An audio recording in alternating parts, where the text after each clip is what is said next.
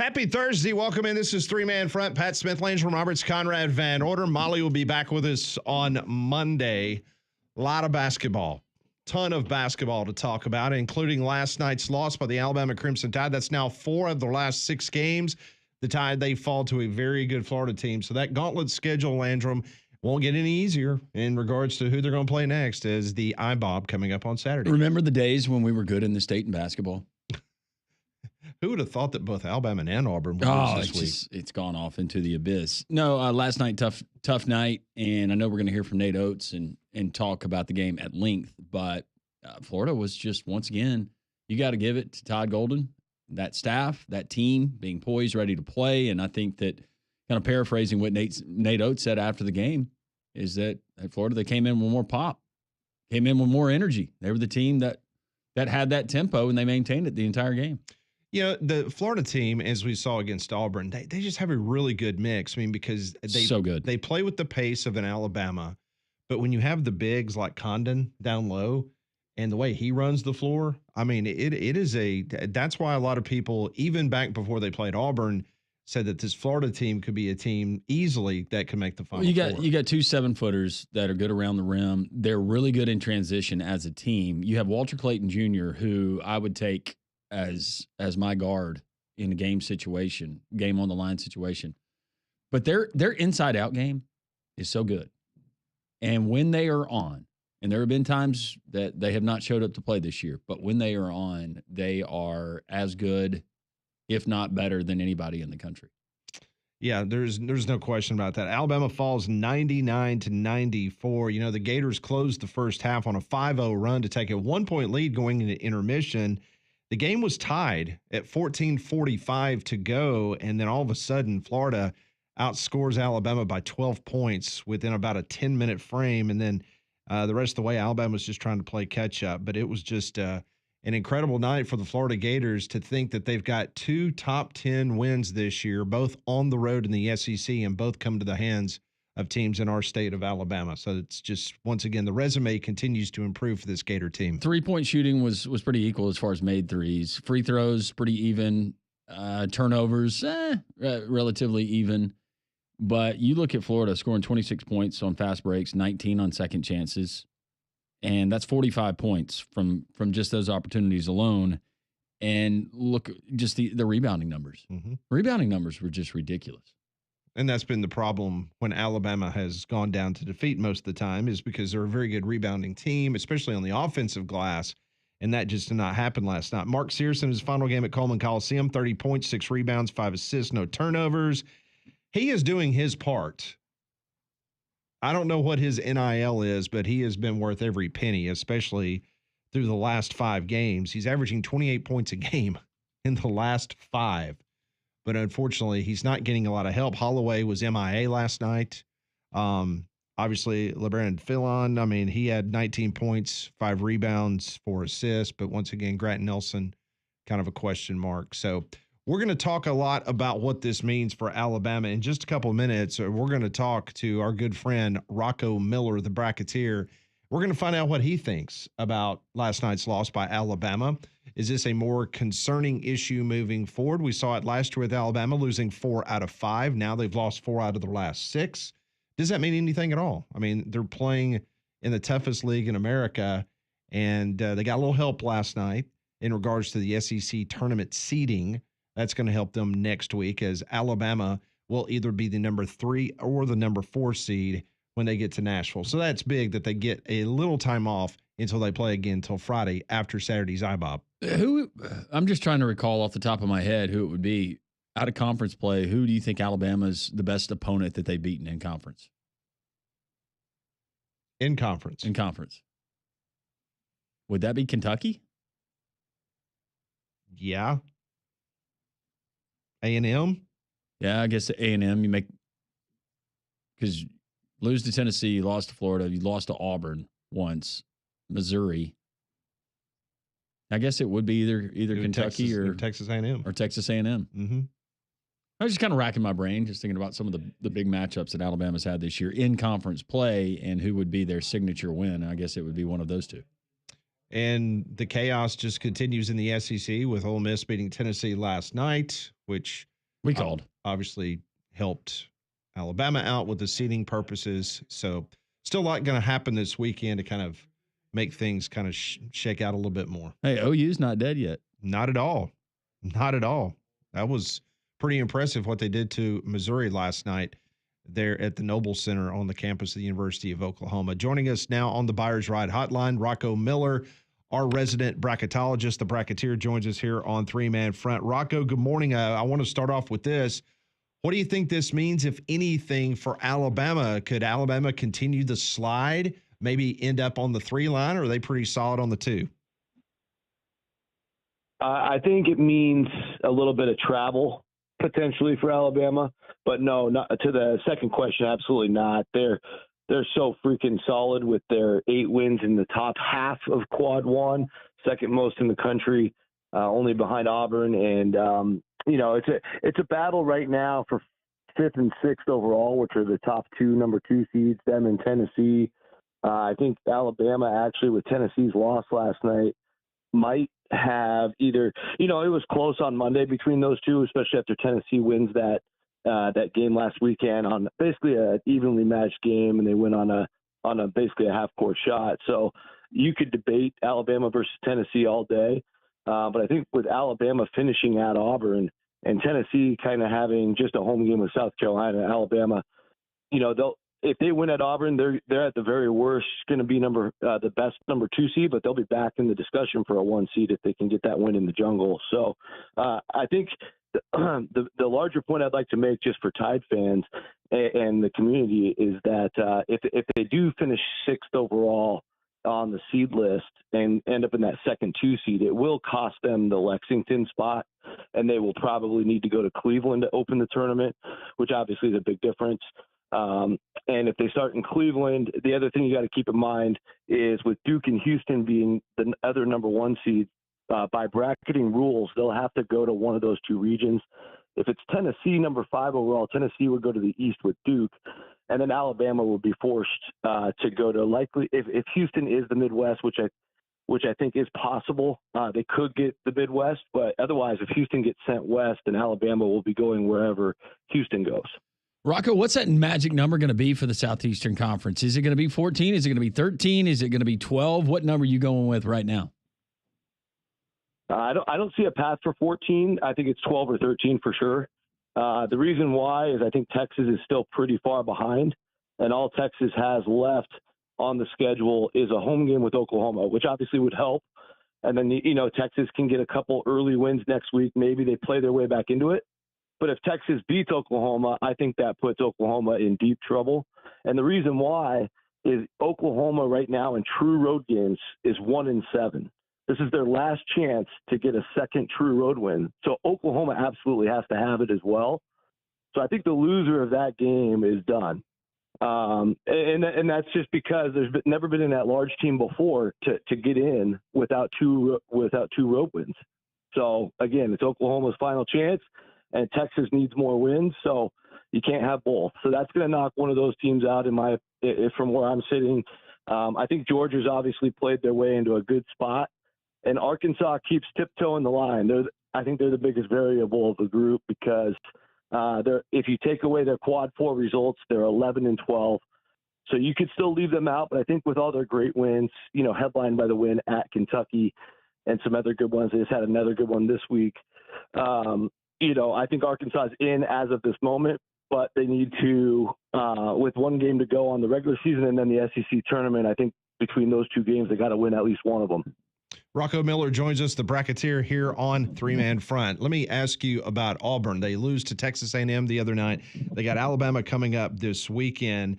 Is there any chance or any scenario you see if this basketball team decides to take the next week off and lose a couple games, lose to Alabama, then lose their quarterfinal game in Nashville, Tennessee? Is there any way that Duke would overjump them and take the overall number 1 seed? It doesn't seem too likely, but I don't want to say there's no chance. I think it's up to the committee at that point. It's a difficult comparison if it gets to that point, because then Auburn would have the 4 losses keep in mind Duke's only lost 3 times, so from that standpoint, Duke's got a tiny edge. But we all know Auburn's won a ridiculous amount of high-level games. I think it's 10 in the top half of Quad 1 and 16 games in all of Quad 1. It's pretty crazy. Nobody really compares to them in terms of the wins. But at the same time, we understand the SEC being so loaded, they get those chances every single week, whereas Duke does not get those chances in the ACC. And they played head-to-head. And again, the head-to-head thing I don't want to harp on too much because it was at Duke, and it was a really good game. But the reason why Duke has a chance is because some of those power models, whether you look at Ken Palm or you look at Torvik, some of those, Duke is better than Auburn in those right now. And that's kind of where the argument can be made for the Blue Devils. So you can't say there's no chance, especially if Auburn loses twice more. But I still, I would lean Auburn, let's just say. Rocco, is there that team out there? It doesn't have to be from the SEC. It can be from any conference that can significantly help their chances of landing a bid to the tournament by winning some games in their conference tournament? Yeah, potentially. I mean, Arkansas might be that team. If Arkansas loses this weekend, I think they're going to have to win that first one. And the way the SEC tournament is set up, Arkansas is going to have to play on that first day. So I believe that's as early as Tuesday. And so chronologically speaking, the committee will convene Wednesday morning. So anything that goes on Tuesday, Wednesday, Thursday should be considered as part of their voting process and putting the field together. And they really won't be completely settled till Friday night. But what we've noticed the last couple of years is those results probably need to be in by Thursday to really move the needle. And sometimes if you're like in these big – Ohio State's another team to watch because Ohio State just won a couple. They need one more here this weekend. They play another bubble team, Indiana. So those are 2 teams to watch. They might need to sit and wait and see how they do in their first Big Ten tournament game.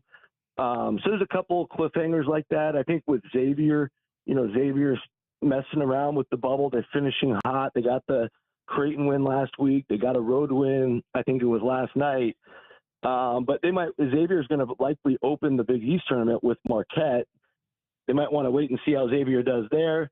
So, yeah, I think there's going to be some of those down by the bubble where they're going to keep their eye on those results. And, of course, if those teams go to those conference tournaments and not only lose but look bad, it's going to be pretty easy to take them out of the field. And then from there, we got to figure out how many of these conference tournaments have what we call bid steals, where there's teams from outside of the at-large pictures stealing bids with automatic qualifiers. So last year we had a crazy year, as you guys know. 5 of those were stolen, and that took away 5 spots. So that would put teams, even like in Oklahoma, if they play their way in, or even Arkansas, if they play their way in, that might take their spot away. So there's so much to play for even next week. All right, so you're on the West Coast. We're east of the Mississippi River. A lot of us are already in bed by the time the West Coast Conference gets underway, and I know you follow that conference very closely. You go to those games. What team out west are we not paying attention to, but we should, and maybe kind of look up and watch some of their games here during championship week to familiarize ourselves because they could make a run deep in the NCAA tournament? Well, I think the obvious one's Gonzaga. I probably don't need to say that because I think everybody's familiar with them. But they struggled throughout the non-conference, and they haven't been themselves. But I was at their game Saturday night. They really steamrolled San Francisco. They finally seem to be clicking. Ryan Nembhard became the 20th player in college basketball history to have 300 assists in the same season.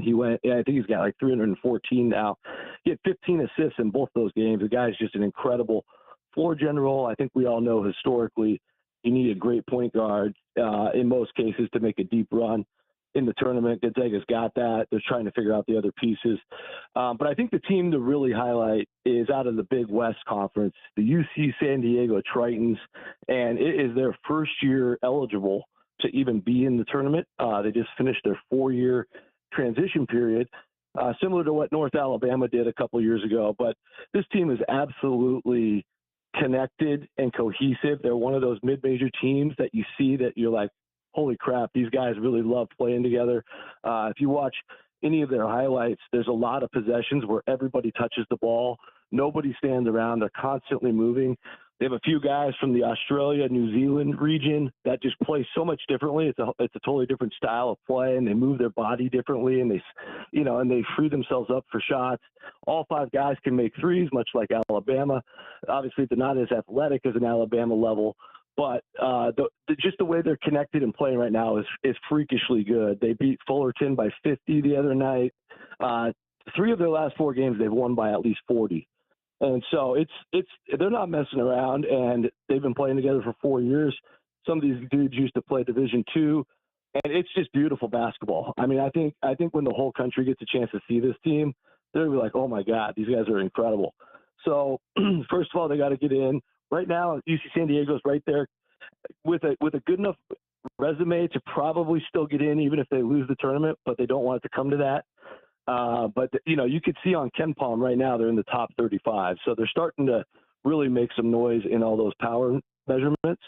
And I got to see them play at UC Irvine a couple weeks ago with everything on the line for first place. And they go in there and they beat Irvine by 18. And Irvine hadn't lost a home game in 2 years. So it was a huge statement. And these guys are old and ready to go. Rocco, as we start looking at some of these blue bloods that are on the tournament line, that bubble line, North Carolina, know that they won some games of late. Indiana is still in the conversation. Those 2 programs in particular, and maybe some others like them, what are their chances of getting in? What do they have to do, and do they get the nod when it's all said and done? I would say Indiana, even though they just took a loss at Oregon, that's not a bad loss at all. Of course, they were expected to lose that. And they had the win at Michigan State. That really kind of changed everything for them. If you're on the bubble, you want to anchor your resume with a big road win. So Indiana's got that. I think the problem with Indiana is they've got a lot of losses they're still juggling. They have the 12 losses. They only won 25% of the time in quad 1. They're 4-12 there, which would be similar to where Oklahoma was last year. And we all know Oklahoma got left out ultimately. So Indiana's still got some risk there. They need to finish strong. They have a huge bubble game with Ohio State I referenced earlier coming on Saturday. I think the loser of that's going to be in trouble. As far as North Carolina, they've just been creeping their way back in it. The problem for North Carolina is they don't have any kind of road win to point at. Their best road win is at Florida State. Of course, Florida State's nowhere near the field. The only other road win they have that registers in the top 2 quads is Notre Dame, similar to Florida State, nowhere near the field. And I think the other problem with North Carolina is they're 8-9 away from home, 2-6 in those top 2 quad opportunities on the road. So their records are still pretty bad. You look at quad 1, North Carolina's 1-10. Now we all know what's coming on Saturday, right, fellas? So oh yeah, they get Duke at home. If they pull the rabbit out of the hat and beat Duke somehow, I think they're going to find a home in the tournament. And I think the other thing about them is, the chairman of the committee this year is Bubba Cunningham, athletic director of North Carolina. So I just kind of had an inkling, if it's not them, one of these ACC teams are going to work their way in, but it's really difficult because Wake Forest continues to stub its toe. They're pretty much out of it now. And SMU, same thing. Like SMU just couldn't beat anybody, although they got a lot of road wins. It's just not against the cream of the crop. And so I'm really interested to see what happens in the ACC. You also have to keep in mind, this is a 15-team tournament, and only 3 of them have bids between Duke, Clemson, and Louisville. So if any of the other 12 teams in that thing win it, then there goes a bid for somebody else. All right, so before we let you go, Rocca, I just want to go back to something you said at the beginning of the interview, because I want to make sure I understand this. So if Alabama were to beat Auburn, there's the potential that Alabama could still be in a conversation to get on that 1 line, correct? I think they're in the conversation. Okay. I think it's just I think it's gonna be difficult if Florida finishes with Ole Miss at home. Assuming Florida wins that game, I just don't know if Alabama could pass them because you know why? Florida already won at Auburn, so they've got that and they've got the Alabama road win. Right. And they've got 3 fewer losses. They only have 4 losses. So with Alabama having the 7 losses now, I think ultimately their ceiling would still probably be the 5. Now, keep in mind also, Houston goes to Baylor this weekend. So if Houston loses at Baylor, that could also open the door to get a 3rd SEC team as a 1 seed. And it would certainly be Alabama if they win at Auburn.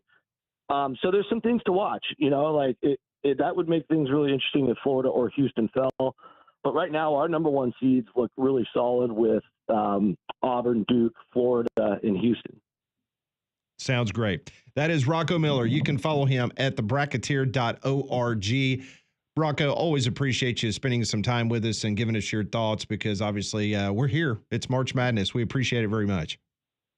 No, my pleasure, fellas, and I'm here too. We'll do it again soon. All right. Thanks, Rocco. That is Rocco Miller joining us on the Buyers Right Hotline for all your insurance, financial, and HR needs. It's Buyers Right Insurance, a Higginbotham partner. According to Rocco's bracket at bracketeer.org, if Alabama replaced Florida as the top 2 seed in the field, just looking at where Rocco has the 7 seeds and who he has listed, they would face, if they won, presumably in the first round matchup, the second round would be a 7 seed, potentially Illinois, Louisville, Kansas, Ole Miss. Well, obviously, you're not going to get Ole Miss. They played Illinois before. Yeah, they played Ole Miss. Yeah. Louisville's a team that is trending in the right direction if you're a Cardinal fan because they have played really well down the stretch. But if they play Kansas, Ryland Griffin, hello, that would be a fun storyline. Conrad has been on the phone with a travel agent trying to get some tickets for Cleveland. Nobody wants that.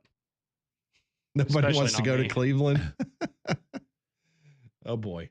All right. If somebody really bought into it and paid you a lot of money to go because they were convinced that you could help Alabama lose, would you do it? Oh, no, to help Alabama lose? No, I'd be a traitor. I can't do that. What we're going to do is tomorrow when Coach Sanderson's on, because Wimp, he hitchhiked all the way to Cleveland. Remember that? So you're going to get him to give me some tips on how I could maybe find How my you way could, out there? Like you could go to Cleveland on $20. I always assumed he was talking about Cleveland, Mississippi. No, it was to go see his beloved Indians. That's right. He jumped on a train. And then he maybe hitchhiked back. Yeah. He's got a lot of stories. All right. When we come back on Three Man Front, we'll kind of recap what Rocco just told us. So there is hope for Conrad and his Alabama Crimson Tide maybe to get back on that one line. Most likely not, but there is hope, according to Rocco. Auburn, meanwhile, is solid as you can get when it comes to being the number 1 overall seed. A lot would have to happen for them to lose that. All of that on a very busy Thursday Three Man Front.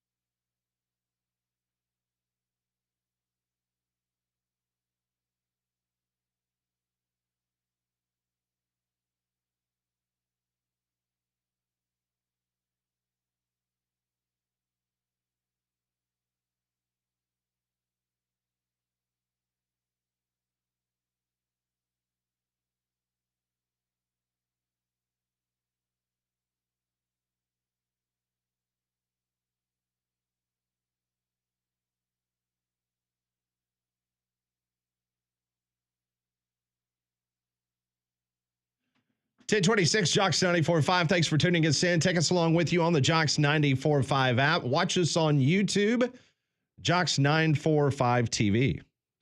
Well, it is still a lot of flu and sickness going around, so make sure your home is healthier with Trane's Clean Effects Home Air Cleaner. It removes up to 99.9% of airborne particles, including those that cause virus. It's 100 times more effective than standard air filters and 8 times more effective than those HEPA room filters. Go find a dealer near you today at Trane.com. Okay, we do this every day. We throw out a poll question, and today, Conrad, it had to do with the panic of the University of Alabama basketball team. Yes, our Pat Ponders poll question of the day is Alabama basketball has now lost 4 of their last 6 games, and with number 1 Auburn on deck this Saturday, is it panic time for the Crimson Tide? Your options are yes, the team is teetering, or no, this is the same as what we saw last year. And right now, 60% of you saying yes, it is panic time for Alabama basketball. 40% of you still holding on that we're going to see a repeat of last year. More importantly, how did you vote? I voted yes, because you've lost 4 of your last 6 games. And I mean, last night, again, it's the fact that you turn the ball over 6 times, but you continue to shoot poorly from the free throw line. Now you're getting dominated on the offensive glass. Alabama couldn't get a 50-50 ball to save their life last night. It was my problem with last night. You know, the Tennessee loss, as bad as that stung, I thought Alabama played a good basketball game. The effort last night was atrocious for Alabama. And the fact that you still made it as competitive as you did is a credit to the talent you have, but it just makes you ask, man, if you got 10% more effort last night, would that have been a W on senior night in Coleman Coliseum? But that's concerning for me here in this part of the season when you're not getting effort. From the 12.5 to 12-minute mark, that's when Florida got the dunk and went up 4 in the second half of that game. That game was not a game from that point on. It was kind of, the final score is deceiving. It was a little bit of cat and mouse. Yeah. Very much so. For Alabama to cut it to 4 points, I think, with 50 something seconds left, and then Sears picks up the foul. But the game was not. But let me just go back to being a voice of reason, because Conrad does want to jump off the cliff today and say that he is panicked. He's in a bad mood. And yeah, he is. You can tell. But just remember who they have played in this stretch. Let's not forget the historic significance of the Southeastern Conference top to bottom and how good they are. That Florida is potentially a 1 seed. That Auburn is a 1 seed. That Tennessee is potentially a 1 seed or a 2 seed. Missouri, we know how good they. Just saying, pump the brakes. Let's not panic. You're not going to be just playing the top of the SEC in the NCAA tournament. No, and that is why there's reason for optimism. But, you know, I'll be completely honest with you. I think part of the frustration of this is, and I said this last week, I think on Morning Jocks, but here's the reality of the year that you're having right now. Alabama's having a very good season. Auburn is having a remarkable all-timer season. Let's be honest, though. Coming into this season, Auburn is having the season Alabama fans thought they were going to have, and Alabama's having the season that Auburn fans thought they were going to have. That doesn't mean that Alabama's not good. But when you sit there and you look across the state of what Auburn's been able to do, and you thought that you had more talent on your roster in Tuscaloosa coming into the year, and Auburn's been able to navigate the SEC, they've been able to deal with their best player being out for a couple of games. And here you are, Alabama, and you're still making stupid mistakes, turning the ball over, not hitting your free throws, fundamental things that are just going wrong. Let's hear from Nate Oates about the question, is it time to panic in Tuscaloosa? Yeah, I mean, we knew it was going to be a tough stretch to close. I thought we'd do a little bit better. I thought we'd at least play with more effort. I'm more not panicked or losing. It's more concerning how we lost. You know, getting out rebounded by 15 and just not getting the 50-50 balls. And I think Florida had more pop, more energy than us. That's concerning to me. Yeah, and it goes back to what Conrad just mentioned. I mean, you failed to block out. And remember, there was a free throw opportunity, and you had, once again, at Tennessee, it was Grant Nelson not blocking out properly. And then last night, you didn't block out again on a missed free throw. And guess who got the 50-50 ball? It was Florida. There were multiple free throws that they missed that they got the offensive rebound for. That's unacceptable. And Alabama only makes 68% of their free throws, which is just, it's unbelievable. Hey, C's get degrees, not D's. Remember that. 68%, not good enough. But the good news, Conrad, is for the 16th time this year, which is a Division I number 1 in this category, they scored 90-plus points. But if you can't stop anybody, it's like the Colorado Rockies talking about, hey, yeah, we've got the number 1 offense in Major League Baseball. Well, that's great. What's your ERA? It's about to say you've also lost multiple of those games where you've scored over Yeah. 90 points. There's no reason, like the Missouri game, you scored 94 points against the top 5 team, you scored 98 on the road against Missouri, and you lose those games. That should not happen in college. But this isn't the NBA. Love to hear from you. 1-800-239-WJOX, the Courtesy GMC text line, 205-834-9450. More three-man front.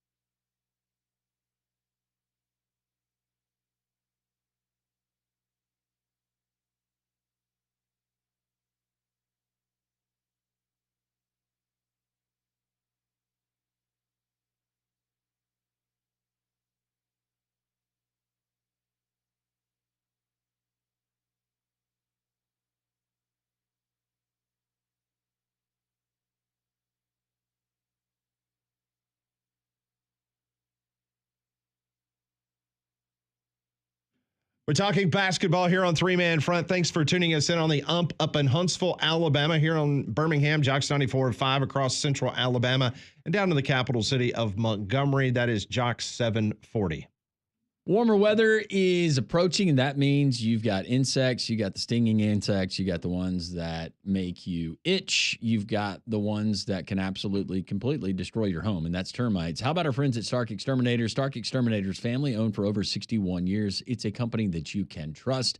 Call them today for your free home or business pest inspection, 855-STARK now, or visit starkexterminators.com. Several years ago, had one of their team members come out to the Roberts household. He inspected it thoroughly, inside and out, went over the perimeter of the property, found out, and came up with a detailed plan for us, and we have never been happier. It's Stark Exterminators. Give them a call today, 855-STARK now, or go to starkexterminators.com. And as always, tell them Landrum from Jocks 94.5 sent you. So think about this. Bama versus Florida, the last 4 games that these two teams have played. Alabama is 1-3 against the Gators in the last 2 seasons, and they've lost 3 straight. The Gators in those 4 games, Landrum, they have scored 93, 105, 102 and 99 points against Alabama's defense. Yeah. Kane Womack should be concerned. He's going to be on the hot list. I was going to say, are we blaming this on Pete Golden? Maybe the Ole Miss loss. In Coleman. Yeah. Maybe. But that's just amazing. And how about this stat? The Gators now have 66 wins under Todd Golden through 99 games. That is the best start in the first 99 games of any coach at the University of Florida. Billy Donovan was pretty good. Yeah. But Todd Golden now sits right there on top with 66 wins. Guess who comes in with 65 wins? This is going to surprise you. It's not Billy Donovan. Mike White. Whoa. That'll win you a bar bet. Yeah. Oh, it's got to be Billy Donovan. No. Billy Donovan had 58 through 99 games. Mike White had 62. Man. Isn't that crazy? That is crazy. Nuts. To the phones we go. 1-800-239-WJOX. Let's talk some hoops this morning on Three Man Front. Let's go to Will. Hey, Will, how are you? Doing well, guys. Getting ready for a good show from you guys today. The SEC's tough. It's incredibly tough. And the last few games for Alabama, even tougher. Crazy. There's a lack of toughness, though, in Tuscaloosa on that team. I think we've got 4 guys over 6'10" that play minutes. None of them are decent at blocking shots. None of them seem to want to play defense. And I'll be honest, why do we not dunk the basketball more?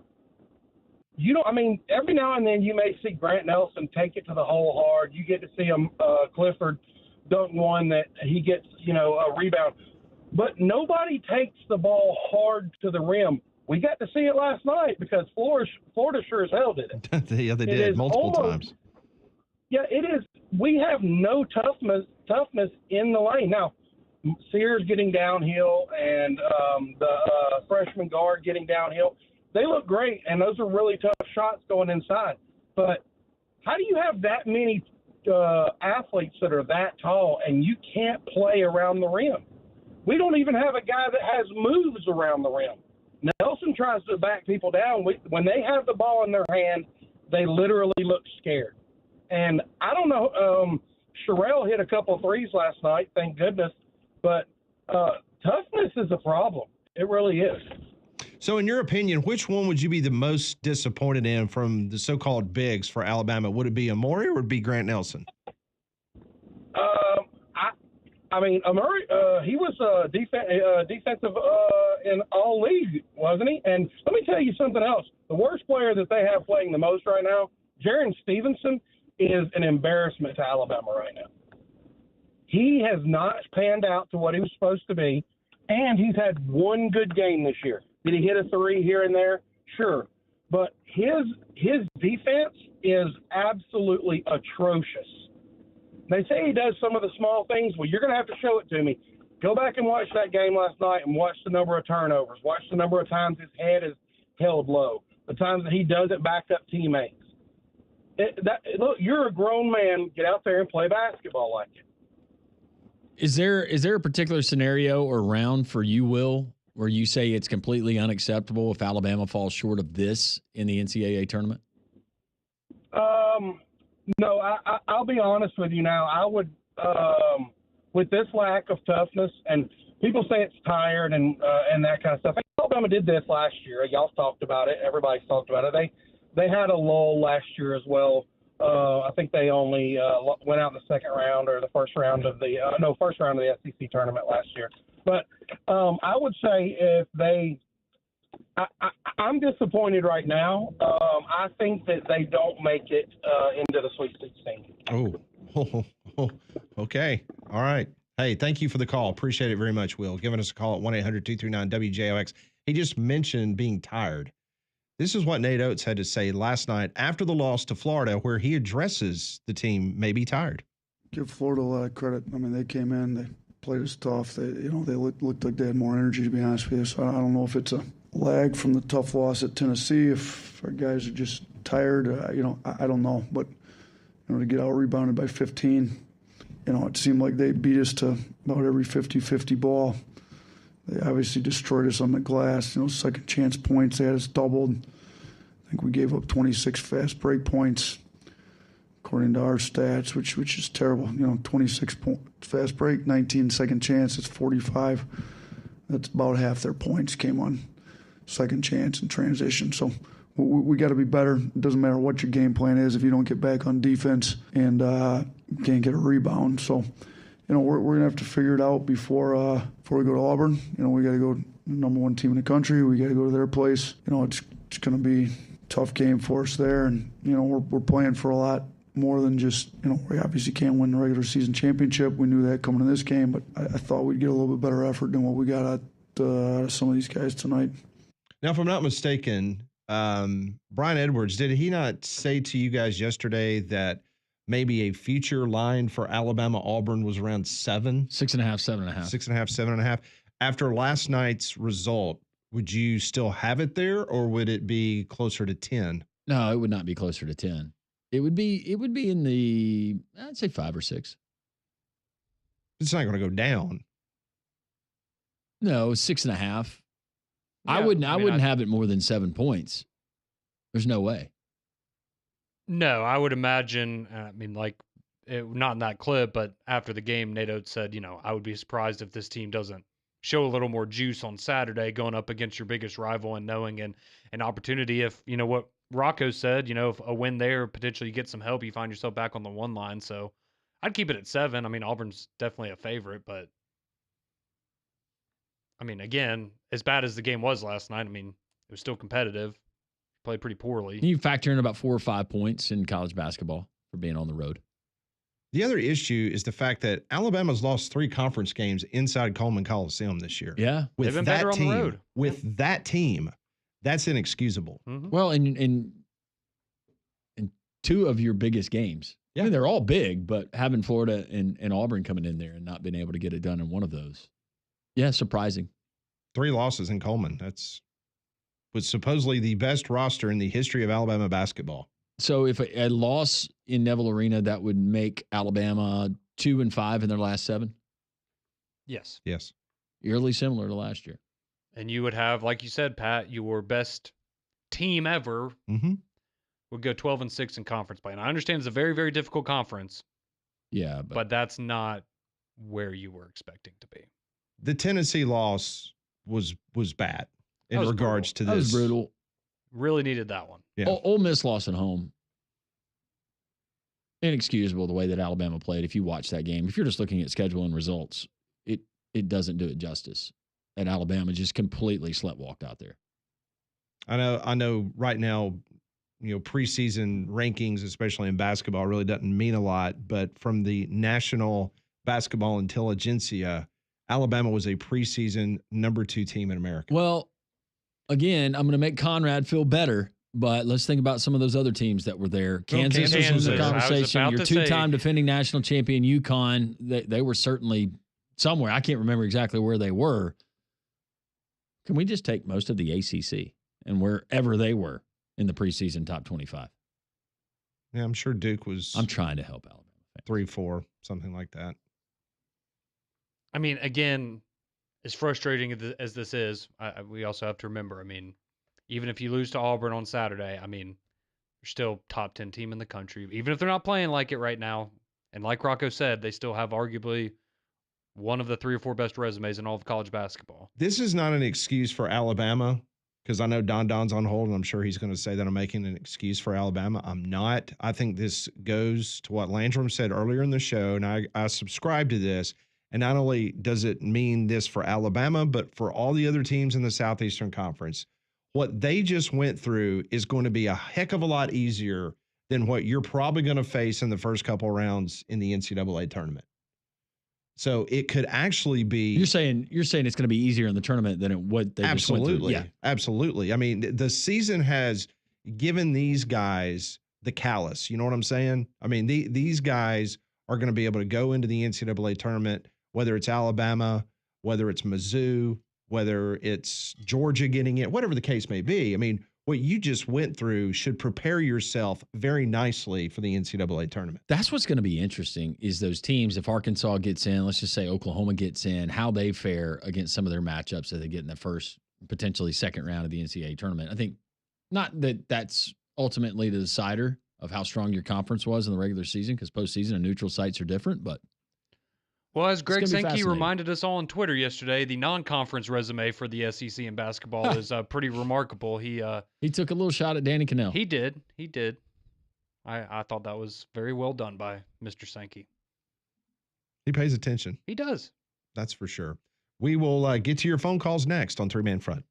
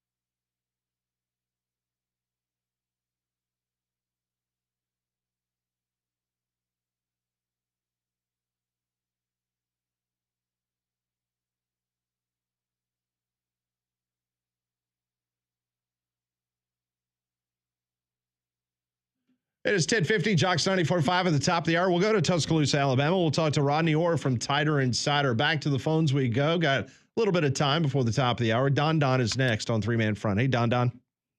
Hey, Pat, how are you, buddy? I'm doing fantastic. How are you doing? I'm good, buddy. I'm proud of you. No excuses today. Good job, buddy. I'm great, too. Thank you, Don. Thank you. No excuse. This is no excuse Thursday. Well, Landrum, buddy, how are you? And Conrad, how are you? We you know how I'm doing. Conrad is absolutely just devastated. Like he could barely come in today. We're only letting him use crayons. We're not even letting him use sharp pens. Conrad, buddy, I got an invite for you, and I will buy you 2 or 3 beers if you'll come. Come watch. At Landrum, I'm getting ready to make an announcement about one of your sponsors. me and several people are going to have a watch party at that great sports bar Ramblers All on right. 2nd Avenue South at the Fennec. Yes. And Conrad, the game's at 1:30. We're going to start at 12:30. And Pat, you and Landrum are invited, of course, and all the listeners. We'd love to have you. And I'm going to try to behave, I promise. All right, so this is at Ramblers, 12:30 on Saturday, correct? Yeah, the game's at 1:30. Isn't that right? Yes. Yep. Okay. And they'll have the volume Well, on for the game on that 283-inch projector screen. Yeah, I think, Landrum, don't they have 3 of them? They have video boards, projector screens, very large televisions. Rambler Sports Bar and Grill, 1630 2nd Avenue South. I got to tell you, I went down there Sunday before the UAB game, and that place is absolutely beautiful, man. But I've been to some shows at the Fennec and everything, but my goodness, I think Landrum and Pat and we're all a little bit older than Conrad, Molly, and Damien. I think that's the prettiest sports bar Birmingham's ever had. Yeah, that's what you told me Tuesday. Yeah. You were very, very impressed. Oh, absolutely. And going to have some big news about that place coming soon, and that I can't announce yet, but everybody will find out soon. Don, thank you. Have a great Thursday. Hey, y'all too, guys. Appreciate you. From Don to PG. Hey, PG. Hey, guys. Oh, boy. I get to follow the legend now, don't I? How happy were you last night? Were you just happy as a pig in slop watching that game? Do you have to sit on both your hands to keep from waving? I tell you what, I missed half of it because I thought it started at 7:30. Oh, you're on that East Coast time. Yeah. Yeah, and I cut it on. It was in the second half, and I'm going, oh, my God. I mean, Florida was barely leading, and I'm sitting there, what the heck how did I get the time screwed up? But I sure did. But maybe it was nervous. But I'm going to tell you, when I started this season with Florida, I thought the 2 losses were sure were going to be in the state of Alabama. I said 2 right there. I can write them down. They're not going to win at Auburn or Alabama. And, of course, shocking. We win both of them there and then lose to Georgia and Missouri. So, this team, though, I'm impressed that they could win it all if they're clicking. And I think they have more depth than Billy Donovan's teams, to be honest, because you're talking about 4 or 5 big men that are really good, and then you got about 5 guards that are good, and they got overall depth. So I was telling Conrad and Damien this morning, I think this team outright is a better team than Billy Donovan has, even the years he won the national championship. Well, y'all may disagree. No, listen, I think you're right about the depth. I mean, this Florida team, it comes at you at waves. And they are very, very deep and good. So, I mean, we didn't even mention Clayton, he goes for 21 last night. So, I mean, Condon got all the headlines, but. Oh, God, Condon is just unbelievable. I mean, I'm glad we got him back. But him getting hurt, I said, oh, Lord, this could be it for us because he is just – all of them slams last night was just shocking. And I expected, with the Texas A&M and Alabama's rebounding, I said, he ain't going to get that good of a game with these 2 teams. But it just shocks me how he performs coming from Australia. So I hope we're watching him in the NBA next year, PG. Oh, yeah. Well, we're going to lose a lot. We'd lose all 3 of them guards. But you know who you have coming in, and think about this with Florida's size that they have on the inside. You got a 7'9" guy sitting on your bench. Yeah. That's going to be interesting to look at. He's tall and skinny, but let's see how that progresses. Well, I just got to tell you this, PG. Condon ought to send a thank you note to Grant Nelson because Grant Nelson made Condon a lot of money last night. Yeah, he did. And Grant Nelson had a heck of a year last year. I don't know what he's fallen off this year compared to what he was last year. Well, you talk about taking it strong to the basket when Nelson went up for that dunk. Ooh. Yeah. Yeah. I mean, I've just never seen Nelson. I mean, he usually hit the free throws and the 3-pointers. I mean, some. I don't know what's got in him. I mean, I'm used to, last year he was just doing everything. But, I don't know. He's just fallen off some this year. Well, I want to congratulate you and Kelly Kitchens for your big win last night. So. Yeah, I told Kelly we're the state Alabama champs now. That's right. Wear the shirt. That's right. Get a hat. Get a shirt. See you, my friend. See you. Hey, if you don't like people bragging, then beat them. Yeah. Maybe we'll get a rematch in the SEC tournament between one of these. We need some bragging rights. Back in the state. That's right. 205-834-9450. That is the Jocks text line. This one reads, PG and Don are the same caller. They just changed the treble and bass on each call. Never thought about that? But we've seen We them. have seen them in the same Yeah, we've seen them place. together This is at not a Social Deborah Taco. type deal. So yeah, I have no idea where Deborah is. This one rolls Headed to in, Savannah. Yeah, that's what I and heard. it says Auburn fan here. Bama shoots the lights out on Saturday. Count it. I would not be surprised. This one rolling in. This Alabama team is not physical enough, and they're too streaky on defense. They're just a good team, not an elite team.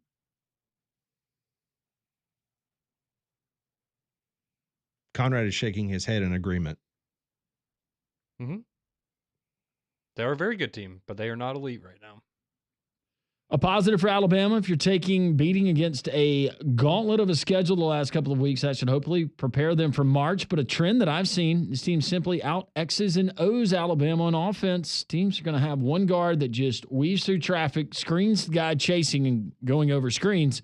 Other team gets a great look for a jump shot or have a 1-2 game with poor presence. Two high-quality shots. It's so fun watching Mark Sears and Aiden Holloway dribble it behind the three-point line for 30 seconds. I love that. If you're dribbling out the clock, that's Remember a couple of weeks ago, it was ideal. Mark Sears dribbling in the middle of the paint. Yeah. Oh, boy.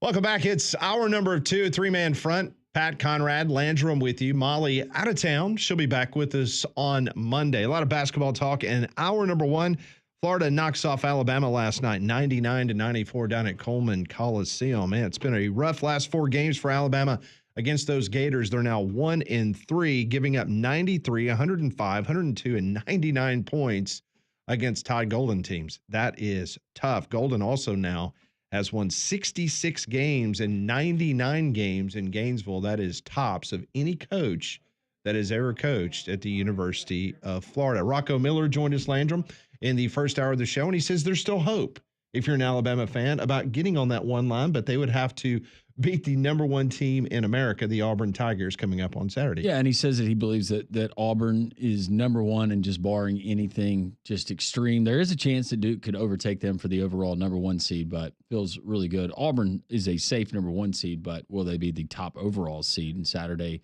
will help determine that. Speaking of Saturday, it's a hot ticket there at Neville Arena. It has been all season, but you can get into Rambler Sports Bar and Grill like Don, our caller and great listener, said in the last hour. Rambler Sports Bar and Grill, they're actually open for lunch today.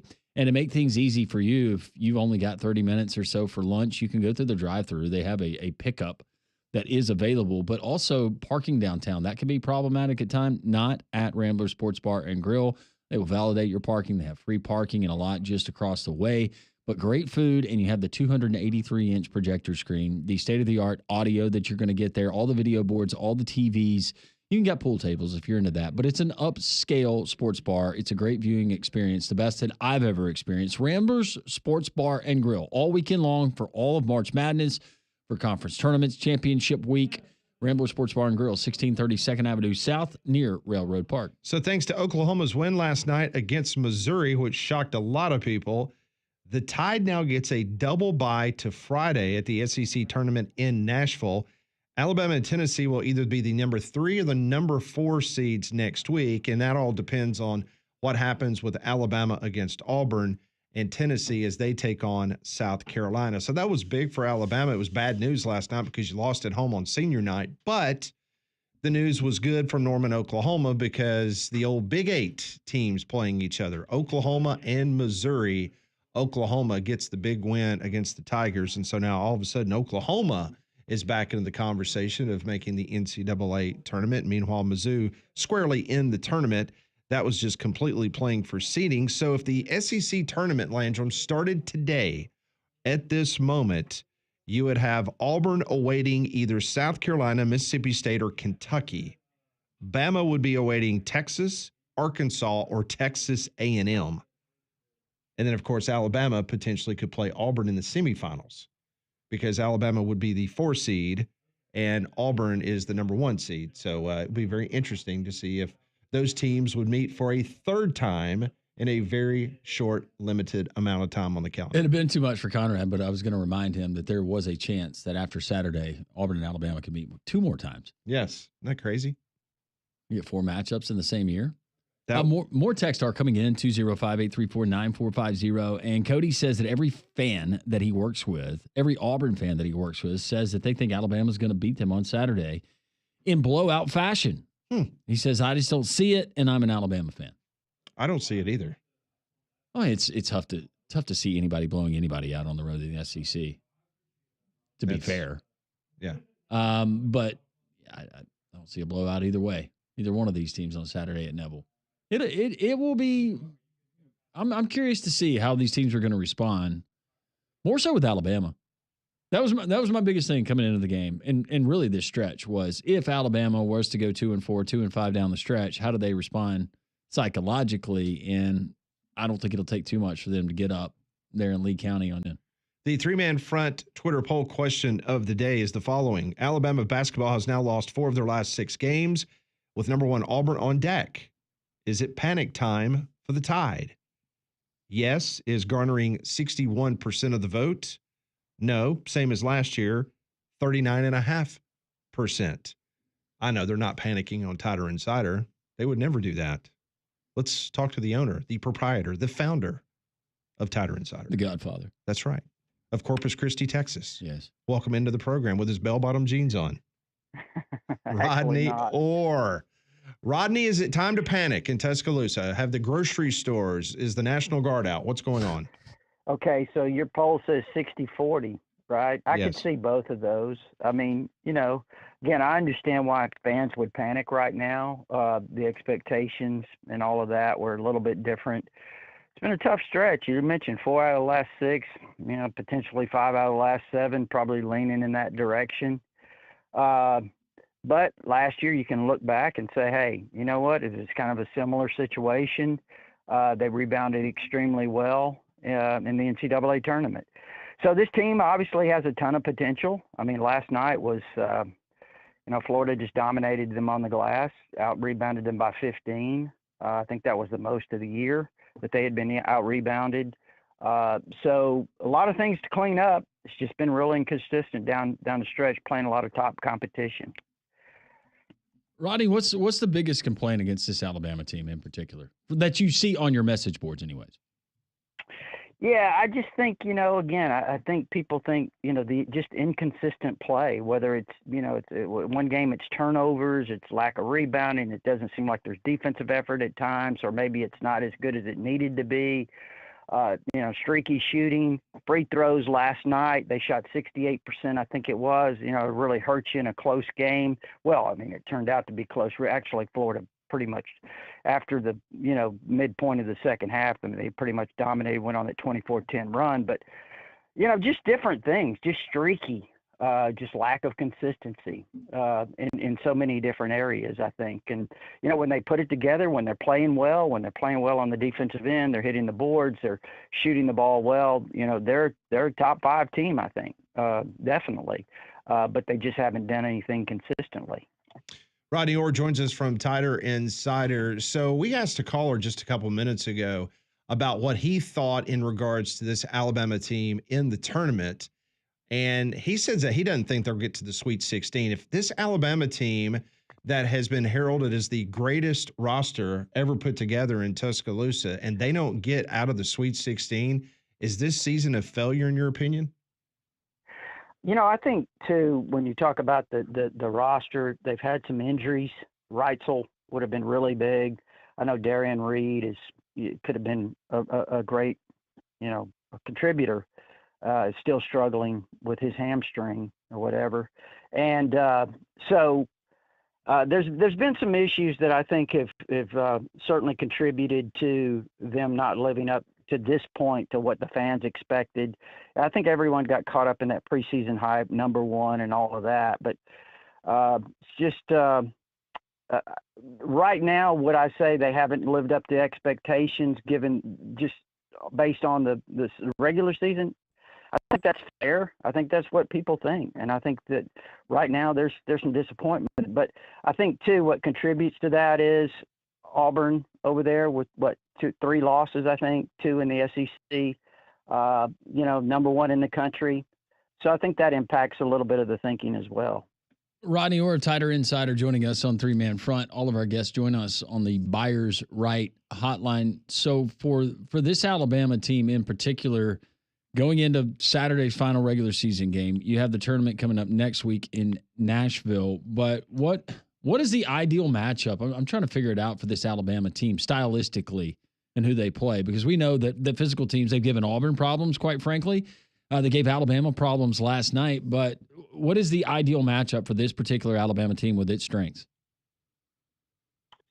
Well, you know what? That's a good question. But I will put it to you this way. I'm kind of turning that around is, again, I get back to I think Alabama can play with just about anybody.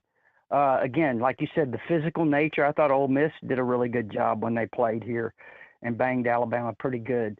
But I do think when Alabama plays to their potential, when they're shooting the ball, protecting the ball, playing better defense, rebounding hard, you know what? I think they can match up with anybody. I think they're, like I said, a top 5 team. I just think it's more about, to me, it's a little bit more about Alabama. It's a little bit more about effort, which has, again, been inconsistent. I know they've struggled a little bit at times inside with Amori and, Grant Nelson and all of that. But, again, I think it comes more back to Alabama playing its style and playing it well. Rodney, in regards to the football team, they get back onto the practice field this week as spring gets underway. I know you were there on Monday and yesterday. In regards to just the people that you talked to around the program, what is the expectations this spring? Is it going to be the quarterback battle that's going to be the most heralded, or is there another position group that you're more interested in? Well, that's certainly the hot topic again, is the quarterbacks, as you know. That's one of them. But, And I just think overall, when you look at the team, obviously you've got like 10 or 11 guys that are either out or limited. I mean, some key guys, whether it's Damani Jackson or Deontay Lawson, Justin Jefferson's going to be limited. Caden Proctor at left tackle's limited. You've got a lot of guys limited, but it gives some of these guys opportunities. So there's so many opportunities out there, I think, on the offensive line to develop some of these young players, whether it's a transfer like Arkel Anquam or Jackson Lloyd at left tackle, Michael Carroll, a young player, Casey Poe has gotten a lot of work early on in the reps. So I think these opportunities, and then on the defensive side, look at the inside linebacker spot. As I mentioned, Lawson and Jefferson out or limited, and then you've got some players like Nakai Hill-Green, the transfer from Colorado, who was really good there, having a ton of reps. Some of the younger players, whether it's Caden Jones, it's a sophomore who's gotten a lot of positive vibes from him, and then also the three true freshmen. Luke Metz, Abdul Sanders, Duke Johnson, those guys getting a lot of work. So the experience there. So with those guys and others out, it's just a great opportunity to get some of these guys some work. But again, like you said, I think the quarterback topic is the one that a lot of people keep focusing on. There's a lot to gather from, and I realize that some of it is coach speak, but with new Alabama OC Ryan Grubb being in Tuscaloosa again, and it seems like for now it's not just going to be for a month and a half. But what has been maybe the most eyebrow raising or just biggest takeaway from you, Rodney, from what Ryan Grubb has told the media this week? Well, I thought he talked yesterday when he spoke yesterday. I thought he said a lot in a little bit of time, 10 minutes. I mean, kind of more than maybe what we heard last year, in different situation. But I thought Grubb really talked about being aggressive offensively.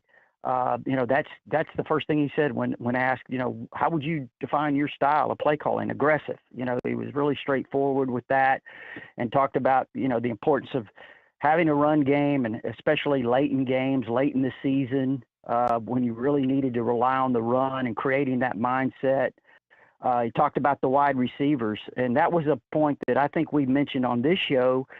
Your segment here with the last few weeks is that I thought that this wide receiver group had a chance to take a major step this year. And he made the comment yesterday that it's a really talented group and they're extremely excited about them. So, he had some pretty good comments, I think, yesterday, just in the 10 minutes that he spoke. Rodney, in regards to, I guess, the feeling around this football team, do you sense going into year two that some things are going to change in regards to maybe being buttoned up a little bit more? I'm talking about no snow cone trucks after practice or social media people wandering around on campus. I mean, do you think it's going to change any just because now that he is there and realizes that last season did not go as planned, that he's got to kind of sharpen the knives a little bit and make sure this thing's buttoned up? Well, I think this, I really do. I think anytime you're not familiar with this place, you can learn a lot very quickly. And I think probably Kalen DeBoer would probably tell you, you know what, I've learned a lot, and I'm still learning a lot about Alabama and the way to do things, the way to manage this place, this program, how we do things. I mean, I don't think that's necessarily unusual. I can go back all the way to Franchione telling me the same thing, saying, he had been a head coach for 15 plus years and he had seen things here at Alabama that he had never seen anywhere else. So, I think it's a learning experience, and I do think some things are changing a little bit in that regard. So I think probably maybe the media viewing periods and different things are more limited this year than what DeBoer. Now, I haven't noticed any music at practice, by the way, guys. Oh, boy. Okay. All right. That's different. Not while we were in there. What's he going to break out a collared shirt next? Boy, that was a subject, wasn't it? Oh, man. Well, I'm surprised at folks because I noticed that Ryan Grubb had a black hoodie on. There was not one stitch of red on that hoodie. Black and white. Maybe he's a big fan of Johnny Cash. Maybe so. Maybe he's Jerry Glanville reincarnated. I don't know. Rodney, I'm going to give you some advice. Just take Saturday off. Just put it on autopilot on Tighter Insider because there will be no problems whatsoever during the basketball game. Well, I will tell you this. There was a poster shortly after the first loss to Auburn, that loss, that said that he basically guaranteed Alabama would win by 20. But I haven't seen him in the last few days. Wow. Well, I've been busy here lately, Rodney, so I haven't been able to follow up on that. Hey, Rodney, I don't want to put you on the spot, but this was really cool last week, Landrum. So Rodney asked a trivia question, okay? And it was a good one. I mean, it was a really good one. And Rodney gave away a subscription to Tighter Insider. Nice. For someone that called in and got it right. Now, listen, I don't mean to put you on the spot, Rodney. We don't have to do it, but I am putting you on the spot. Do you have anything today that you would like to express? If not, we can put it on pause and maybe look at it next week. Well, I tell you what, I don't really off the top of my head, but you guys are certainly welcome to come up with something, and if they get it right, send them to me. Okay. Well, see, that's what Rodney Orr, just a fantastic human being and yes, he is. An outstanding guest on this program. Well, then we're going to come up with something a little bit later, and then we're going to give away a subscription to Rodney Orr's website, Tighter Insider. Is that okay? You good with that? That sounds great. And that gentleman last week, I hope he did reach out to you, and he did. He's on, and everything's going well. He's not the guy that posted 20-point win against Auburn. No. See, this would be a perfect time for a new guy to come on your website for Saturday's game. Most people, when they join the website, they dip their toe in first. I got they don't jump head first into the fray. Listen, I see Landrum on these Atlanta Braves message board sites, man. He goes, you want to talk about both feet in. I mean, he's going crazy right now on spring training rumors. Well, I need to follow him. Hey, Rodney, you're the best, man. Thank you so much. We always appreciate Thanks, Rodney. Okay, guys. Take care. Appreciate it. Thank you. That is Rodney Orr joining us on the Buyers Right Hotline for all your insurance, financial, and HR needs. It's Buyers Right Insurance, a Higginbotham partner. Mandu is in downtown Homewood. Mandu is electrical muscle stimulation fitness. They're going to put you into a suit. They're going to hook you up to a machine that sends electric pulses to various parts of your body. If you're trying to add muscle, trying to lose weight, maybe you're just trying to build up endurance or overall feel better. All different skill levels. Doesn't matter if you haven't been an everyday warrior in the gym or just a weekend warrior. You hadn't been in a gym in years. All different skill levels, ability levels, age levels, doesn't matter. It's Mandu, electrical muscle stimulation fitness. The best part about Mandu, you get results. I wouldn't have done it or tell you about it if I didn't get results. But Mandu is a 15-minute workout. They put you through the workout because of the technology.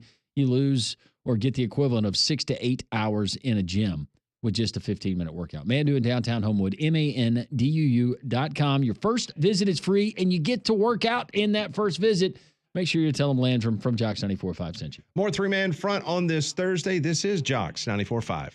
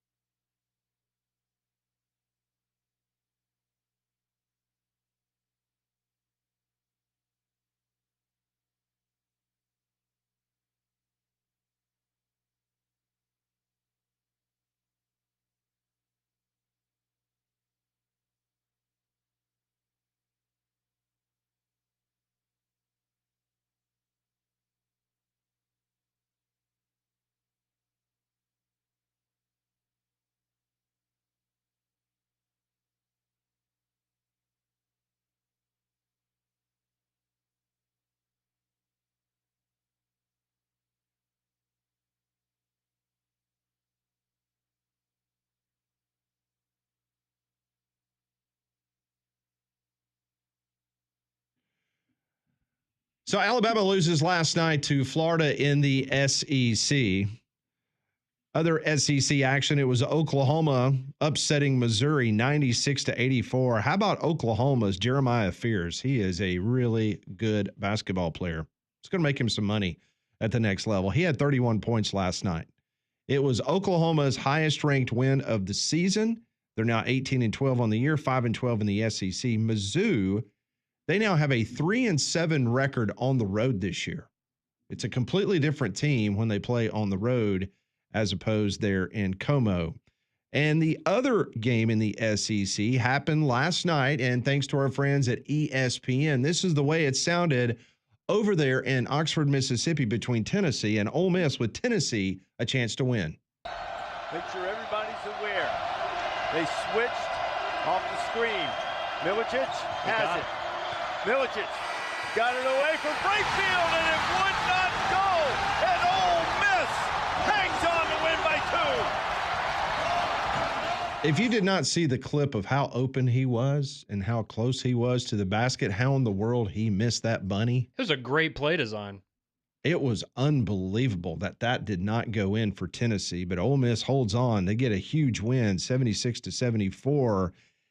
Rebels, Jermaine Brakefield, the former Duke transfer, scored all 19 of his points in the final 10 minutes of the game. How about that scouting report? Had him buckled down in the last 10 minutes and 24 seconds. He scores 19 points. He accounted for 19 of the Rebels' final 29 points in the game. Tennessee had a shot to tie the game at the end, and you heard what happened there. But the Vols got bullied. Just the way it is, the bottom line, they got bullied in Oxford. Rebels out-rebounded Tennessee. They grabbed 15 offensive rebounds, 13 second-half chance points. Ole Miss outscored Tennessee in the paint 46-20. And that's something that you just do not see with this Tennessee team. And here's another weird stat from the game. Ole Miss did not hit a three-pointer in the second half. Wow. Everything they did was inside the arc or in the paint against Tennessee. They were 0 for 8 behind the three-point line. So Tennessee now 24-6, 11-6 in conference. Ole Miss, meanwhile, 21-9, 10-7. Oh, I'm just glad they could hit that buzzer beater from Budapest, but they couldn't hit it from 3 feet away. That was. Isn't that something? You bring up 21-9 in that record. I was looking at Saturday's slate of games. Kentucky and Missouri, you got 20-10 versus 21-9. Mississippi State at Arkansas, 20-12 versus 18-12.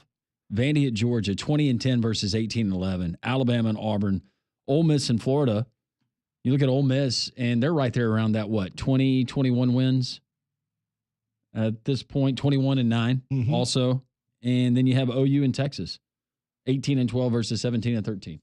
And that could be a playing game for the tournament, right? It Based could on be. what Rocco said. Yeah. Both of them first 4 out, it looks like, and Oklahoma with a slight edge there. Meaningful basketball in the final weekend of the regular season. And Greg Sankey's going, just like we drew it up. Just like we drew it up. And think about this, even during the college football season for the SEC. Yeah. Remember how many tie-breaking scenarios we had before Alabama, took to the tailpipe against Oklahoma? Remember that? Yeah. I prefer to refer to it as when Texas A&M went and lost to Auburn, and then their hopes got dashed. Oh, I got you. I look at it from that angle. I like the visual of the tailpipe. Thursday morning's net rankings. It's just weird to see Duke #1 ahead of Auburn. Yeah. I'm all is right in the world, though, right? Who did they play? Auburn. Okay, they beat Auburn, but they didn't play anybody else. Pat, they're playing North Carolina this weekend. It's a big game. It's a huge game. It's a battle for Tobacco Road. Know your history. If you watch ESPN, it's the greatest basketball game in the history. Oh, baby. Nice. Dickie B, he used to get up for that one, didn't he? Yeah. Now he's stuck with the Alabama games every Saturday, apparently. Bless him. So Auburn's #2 in the net. Florida is 4. So even after Florida's impressive win against Alabama, there's no movement. No. 0. They're at #4. Tennessee loses in Oxford. They don't drop. They stay at 5. So you can tell that the cake's already baked, right? Oh, I hear you, Coach. You know what I'm saying? It is. Alabama didn't drop any. No. They're at 6. They were 6 before they played Florida. No movement whatsoever. Meanwhile, Kentucky, they were 12 yesterday, and this morning they're 13. So they don't play, but they drop one. Mizzou only dropped one after losing at Oklahoma. Texas A&M stays at 20, and that was baked in after the Auburn win. Ole Miss, they only go up one by beating Tennessee, one of the top teams in America. So the point to this exercise is just to say that a lot of this is pretty much done. That's why I think when it comes to the SEC tournament next week, unless you're in Arkansas or in Oklahoma and you get an opportunity to potentially play one of those big boys, and I'm talking about an Auburn, Tennessee, Florida, Bama, somebody like that, it's already done. We already know the script's been written. It is important. It's done. To remind folks that Auburn is still number 1 in the WAB. That's a very important stat. Wins above bubble. Mm-hmm. And if you'd like to know what that means, we will have Martin Newton on again at some point to go through all of that. Why do you have the WAB pulled up? Yeah. Where's I'm curious where Oklahoma, Arkansas, those bubble teams are right now from the SEC. Okay. Since you have it pulled up. Let's see. You said Oklahoma and Arkansas. Mm-hmm. Arkansas right now in the WAB is, if I'm not mistaken, you have 40th. to have a positive number on the WAB. What is their Arkansas number? is 40th in the WAB. Okay, but in the actual number that they give on the WAB, is it a positive number or is it a negative? Or it might not be on that particular screen. No, it's not on this particular screen. Okay, but you said they're 40? Yes, they were ranked 40th in the WAB. Okay. Meanwhile, Oklahoma is 37th in the WAB. Sounds pretty good. I mean, 68 teams get in technically, and if you're in the top 40, that sounds good for WAB. Oklahoma winning 5 quad 1 games. Actually, their resume looks better than it did a couple of weeks ago. But still, they're 18-12. And that's why when you look at North Carolina, who a lot of people have kind of in that same boat as Oklahoma in terms of, getting into the tournament or not, and you look at Oklahoma with 5 quad 1 wins and North Carolina has 1, and you're like, how, one of these things is not like the other. How are we really having this conversation other than the lovely light Tar Heel blue that distracts us? Okay, so I actually found the data for what I was asking you. And you said they were 40th? Yeah, Arkansas was 40th. Oklahoma was 37th.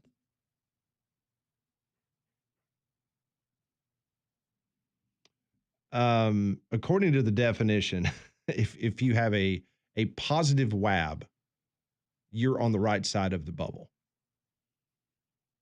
So I'm sitting here looking like San Francisco, Boise, UC Irvine, Indiana, they're on the right side of the bubble. Oklahoma's on the right side of the bubble. Arkansas is on the right side of the bubble, according to the Tarvik model, which he's the one that created the WAB. Is North Carolina in the positive? Yes, they are. I know. Matter of fact, North Carolina is right behind Oklahoma, but 2 spots ahead of Arkansas. Interesting. If you missed it, Pat asked Rocco, our resident bracketologist, when he joined us in the first hour. Miss any portion of that, you can find it there at 3manfrontpodcast at jocksfm.com. But Pat said, who is that team out west we're not paying attention to? And UC San Diego was the answer by Rocco. The UC San Diego Tritons, not to be confused with University of San Diego Toreros, which is a common mistake. Or San Diego State, who had quite a run a couple years ago. But they're 26-4, and I'm looking at their WAB right now, and I don't have that number that you came up with, but just to give you an idea, UC San Diego, oh my goodness, where did they go? There they are. Oh, no, they're believe it or not, they're 50th in the WAB. They are right behind Arkansas in the WAB. Yep. They are ahead of Xavier. They're ahead of SMU. They're ahead of Indiana. They're ahead of Boise. They're ahead of Ohio State. They're ahead of Texas. Impressive. I'm going to have to check them out. No, I am too. I'm looking right now where are they slotted, according to Rocco. UC San Diego as an 11 seed. Ooh. Yeah. Dirty. Yes. Filling out that bracket now. That's going to be my McNeese this year. Is you it? watch it. Everybody started piling on McNeese. Well, I mean, Love McNeese. yeah. Loved him. They went out there and just laid a big old. Well, because you and I turd. saw them in person last year, and they were extremely impressive. Well, they were impressive. Have you seen any of their pregame videos here recently where they're walking out with the big speaker and they have the manager and McNeese? Yeah.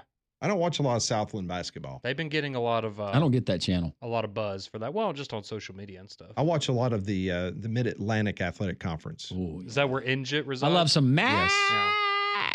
Yeah. You got to extend the This A. is the Eastern MAC, not to be confused with the With the MAC that I Mac. love on Tuesday and Wednesday nights. No, Yes. it's the EMAC. Yes, the Eastern EMAC. MAC. Yeah. EMAC. I like that. Yeah. EMAC. Rolls off the tongue. Yeah. More three-man front on this Thursday. This is Jocks 94.5.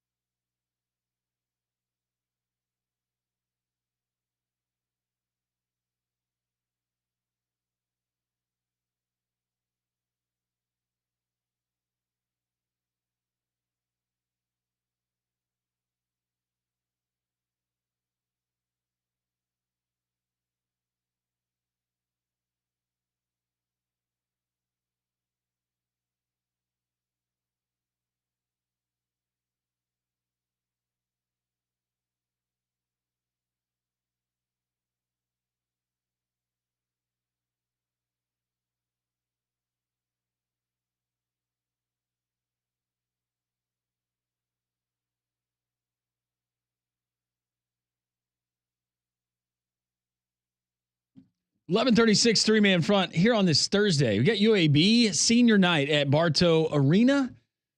6 o'clock as they host FAU. 5:30 the airtime on Jocks 2 100.5. Voice of the Blazers David Crane along with Pat Smith in an award-winning green and gold report. Oh, we got some good stuff tonight, folks. Did you write it in cursive?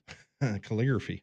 Really? What are you featuring tonight? Are you kidding I'm me? going to put you on the spot. Big UAB walk-off win last night against the 22nd ranked Auburn Tigers. How about that? I meant to ask you this earlier. So the way that, and for those of you who were not at the game, were not watching or listening, Auburn was tied with UAB, bottom of the ninth. UAB last at bat. 2 strikes. 2 strikes. Mm-hmm. You have a hit to the outfield. It plates a run. Mm-hmm. You think the game's over. All of a sudden, you have Butch Thompson, Auburn's coach, comes out, has a discussion with one of the umpires. Then the entire crew runs in. They have a conversation, and then UAB basically has to go back out and do it again, right? Try to do it again. And it was the final ruling because the team had left the dugout prior to the run crossing home plate? I believe that's correct. Which is such a weird rule. It's just. But the good news for UAB is the Blazers, they get a win over a ranked Auburn team. UAB heads to Greenville, South Carolina coming up this weekend. Just a weird way to end a game. Yeah, so that's going to be one of the features. UAB women's basketball gets a win, their final regular season win as they get ready for the American Athletic. Yeah, women's tennis tournament. is having a year. Yes, very much so. So yeah, we got a lot of really good positive stories tonight. I wish I had a more of a positive story than what's going on with the UFL. There's a story that just came out a few moments ago that remember last week I mentioned the fact that there was talk of a strike in the UFL.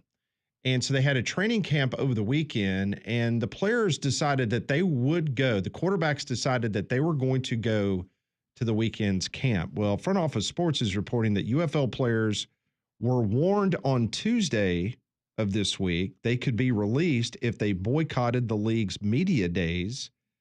In response, players are keeping all options on the table, including a strike, with the season just 3 weeks away. So nothing like a little labor strife for our hometown Birmingham Stallions. You can't avoid it. No matter what you're dealing with, you can't avoid it. Not just sports. Yeah, aren't we going to have another one of those in baseball here coming up pretty soon? Or am I mistaken about that? That's okay for a while. Okay, that one's okay for a while. Did the cell carrier, did they ever end their dispute with their workers? I don't see them outside of the building here in town anymore. I'm just wondering if that was. I guess they figured it out. Maybe they figured it out. I think my bill actually increased, so they did. So they figured it out. They did figure it out, as it turns out. So supposedly the players are upset about the threat from the league office about cutting players. It was first reported by ESPN that there was problems. A league source told ESPN that cutting players for skipping media day is not part of UFL policy. The two sides have been in talks for a new labor deal since December, with players seeking increased salaries from a reported $55,000 they made in 2024 and year-round health care coverage, which they find unreasonable given the health risks of playing in a professional football league. Why would they not just hit them with a fine? That's what happens in the NFL, right? You don't show up for training camp, you're holding out for a new contract, you get hit with a fine. Well, I think... And I understand it's not going to be the same dollar amount. Well, no. You got some guys that are living paycheck to paycheck. Oh, I know.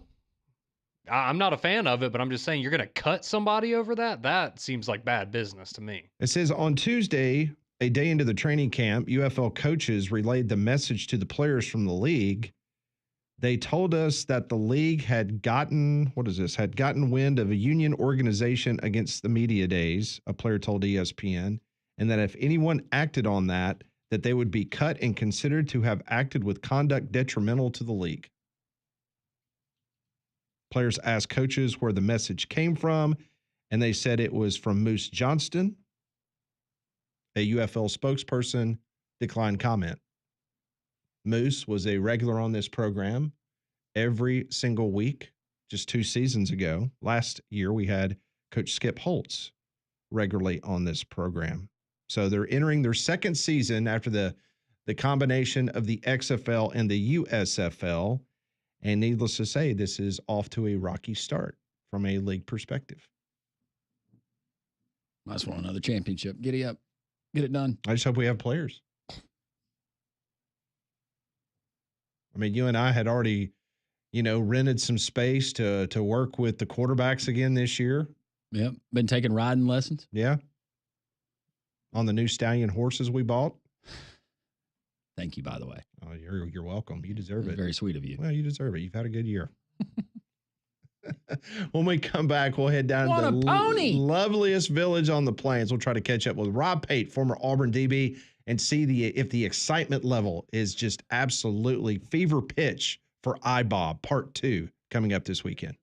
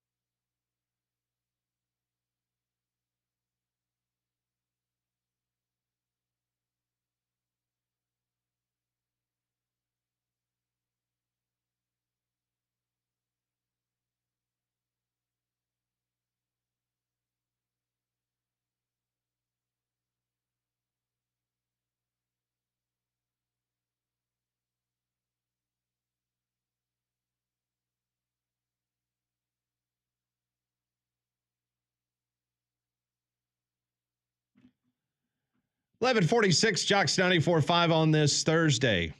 Happy to be joined each and every Thursday by a former Auburn DB, entrepreneur of the now year. known as the king of frozen yogurt. That is correct. Rob Pate joins us on Three Man Front. Rob, is that correct? Can we get a T-shirt with the king of frozen yogurt? Can we get that?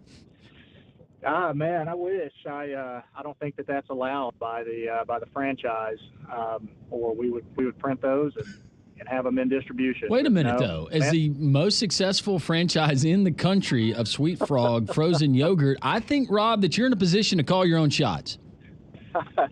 I don't know. I'm still pretty new at this, so I think they want probably at least 3 or 4 months under my belt before they allow me to call myself something so lofty.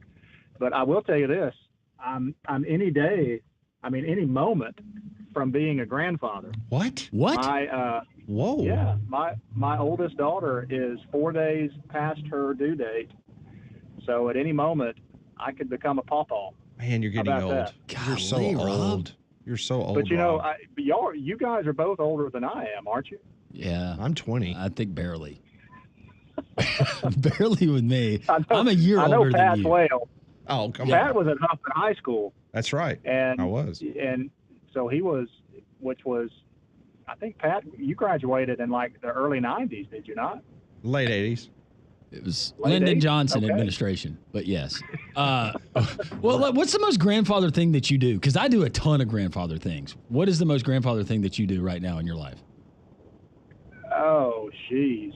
I don't know, man. I mean, I guess I don't know. I don't know that I don't have very many hobbies right now because we're running 90-0 with our kids and our schedules. So I guess just reading would be the only thing, just probably too much device time. Is your wife is she as nervous and ready for this grandchild, or is Papa the nervous one of the group? No, it's definitely my wife. She's super ready and very excited, and they didn't waste any time as far as trying to start a family, and they live over in Marietta, so it's not too far of a drive for us to get to Atlanta, and so super excited. Is the first grandkid going to get things from you that the other grandkids will not be getting? Because you got a lot of kids.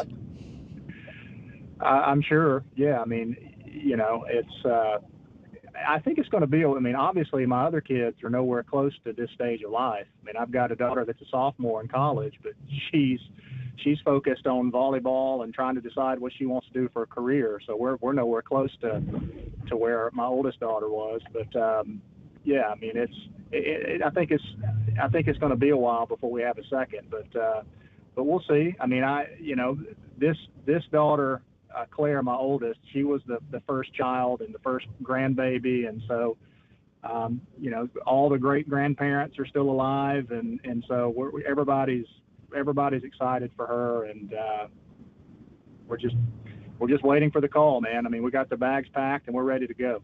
Well, hopefully we can get you through this interview without you having to say, I got to go. So, Okay. But let's talk about the probably the fever pitch anticipation. I saw where, man, students started lining up outside Neville Arena. I think it was the day they were playing at Texas A&M. Your thoughts on this game coming up on Saturday between Alabama and Auburn? It looks drastically different as Alabama has taken it on the chin 4 of the last 6 games.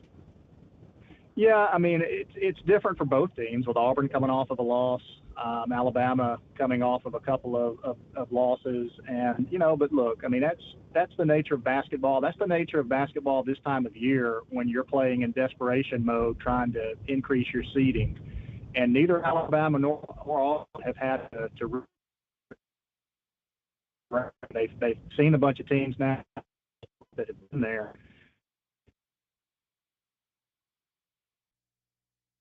We're going to put Rob on hold and hopefully clear up a cell signal he's having an issue with. But Rob Pate joining us, talking Auburn, previewing iBob Part 2, coming up in Neville on Saturday, 1:30 the tip time. You can hear the game right here on Jocks 94.5. Have not seen an early line out, but Brian Edwards told us yesterday, Pat, that 6.5, 7.5 was his line of thinking, Auburn being favored at home. Yes, that is what Brian told us yesterday in regards to that. Of course, no big surprise that the students started lining up early this week to try to get an opportunity to get inside Neville Arena. It will be the final time that you're going to get to see a lot of Auburn greats play at home. So it should be a very entertaining and energetic crowd there at Neville Arena. So I think we're going to try this again. Let's see if Rob is in a better cell. All right, you back, Rob? Oh. Rob, you there? Rob. Come on, Rob. Dr. Rob? He said he was pulling over on the side of the road to make everything go smooth. Okay, hold on. We're going to try this again. Grandpa? Pawpaw. Can y'all hear me? Pawpaw, you there? Now. Yep. You got that hearing aid in. All right. I'm going to pull beside Taco Bell. I'm sure that they have, top-notch cell service. Yeah. You were just talking about this Auburn basketball team coming up this weekend, and it's going to be the last opportunity that Janai Broome and a lot of really, really great Auburn Tigers. It's going to go down in history. Some of the best that's ever played the game. Saying so long to the fans there in Neville. I thought we were close. I thought it was going to happen. Can you guys hear me okay? All right, go ahead. Go ahead, Rob. Man. What if we just in it was really, really clear, we heard in the background, let me get one gordita. Yeah, he's like putting us on mute so he can order himself some lunch. Okay. Yeah, well. Yep. Can Rob, you hear me? I hear you guys. We still fine. got you. Yeah. Oh, okay. Okay, go ahead, Rob. We'll shut up. We'll let you talk. Well, what I was saying was that, that the Auburn, this is the best Auburn team that I think that there's ever been. And the opportunity to finish a great season off against your rival, I just think that those guys will be prepared and ready and throw everything that they have at Alabama. This against Texas A&M, walking out of winning a conference championship and then walking into a buzzsaw with a team motivated and trying to increase their tournament. And so I think that'll change swiftly, and I'm sure Alabama will come in wanting to pull the upset as well. But a lot of opportunities for this history with a win, and I think they'll take advantage of it. Kind of not uncharted territory, but we've seen what happens when an Auburn team goes to the SEC basketball tournament and has to play at least 3 days, and what that means, how much that affects their NCAA tournament. But how would you handle it, Rob? If you're Bruce Pearl, how do you handle the player rotations when tournament play begins on Friday for the Tigers next week in Nashville? I don't. And I try to do the things that got me there and try to make sure I find them. It just wasn't in the cards today, Pat. It was not in the cards. That was Rob Payton. We always appreciate his time. It's rare that we get bad cell service with Rob, but we got it today. All of our guests join us on the Buyers Right hotline for all of your insurance, financial, and HR needs. It's Buyers Right Insurance, a Higginbotham partner. Well, if Rob is listening on his radio, we just want to say congratulations. Yep, congratulations. On becoming a grandfather, and I hope mother and child when hopefully he said it's 4 days late. 4 days past the due date. Correct. So hopefully everything will work out and everyone will be good. But congratulations. I think what he was going to say is don't change anything if you're Bruce Pearl. Yes. You keep the same rotation, the same minutes, all of that good stuff when the tournament begins, and let it all play out how it may. That will, no question, be one of the top questions that is asked to Bruce Pearl after the Alabama game. No matter if they win or lose. It's like, what is the plan from here on out? I can hear what his response would be. I think it would be similar both, but if you get beat by Alabama, I could hear him saying, "What, are you kidding?" Given those, have you seen us play the last 2 games? No, we need the work. We need to go out and fine-tune some things. Well, if you heard him at the beginning of the week, I mean, he pretty much called what was going to happen. I mean, not thinking that his team wasn't going to perform well, but it's just the fact that that was a matchup that he could tell that was going to be problematic for Auburn. And historically speaking, Texas A&M has Bruce Pearl's number. Yeah. Well, I mean, we talked about it yesterday. It was a perfect storm for A&M, right? With Auburn coming off the emotional weekend and It's their clinching senior night, and Wade Taylor's Taylor, getting his yeah. jersey retired, and it worked out. And credit to Buzz Williams and A&M for showing up. Some news coming out of West Alabama. How about this one? Scott Cochran, who's the new head coach of West Alabama, he is hiring former Alabama quarterback Blake Sims as his wide receivers coach. Blake was a regular guest with us, Landry. He was. A few years back. Each and every week here on Three Man Front. So he started as a DB, then moved to quarterback, and now he's coaching wide receivers. That's right. I love it. So Blake Sims joining the staff of Scott Cochran. When we come back on Three Man Front, Ryan Grubb met with the media yesterday. We're going to listen to some of what he said to the media, what it means. Much more to come. We're halfway home. This is Three Man Front on Jocks.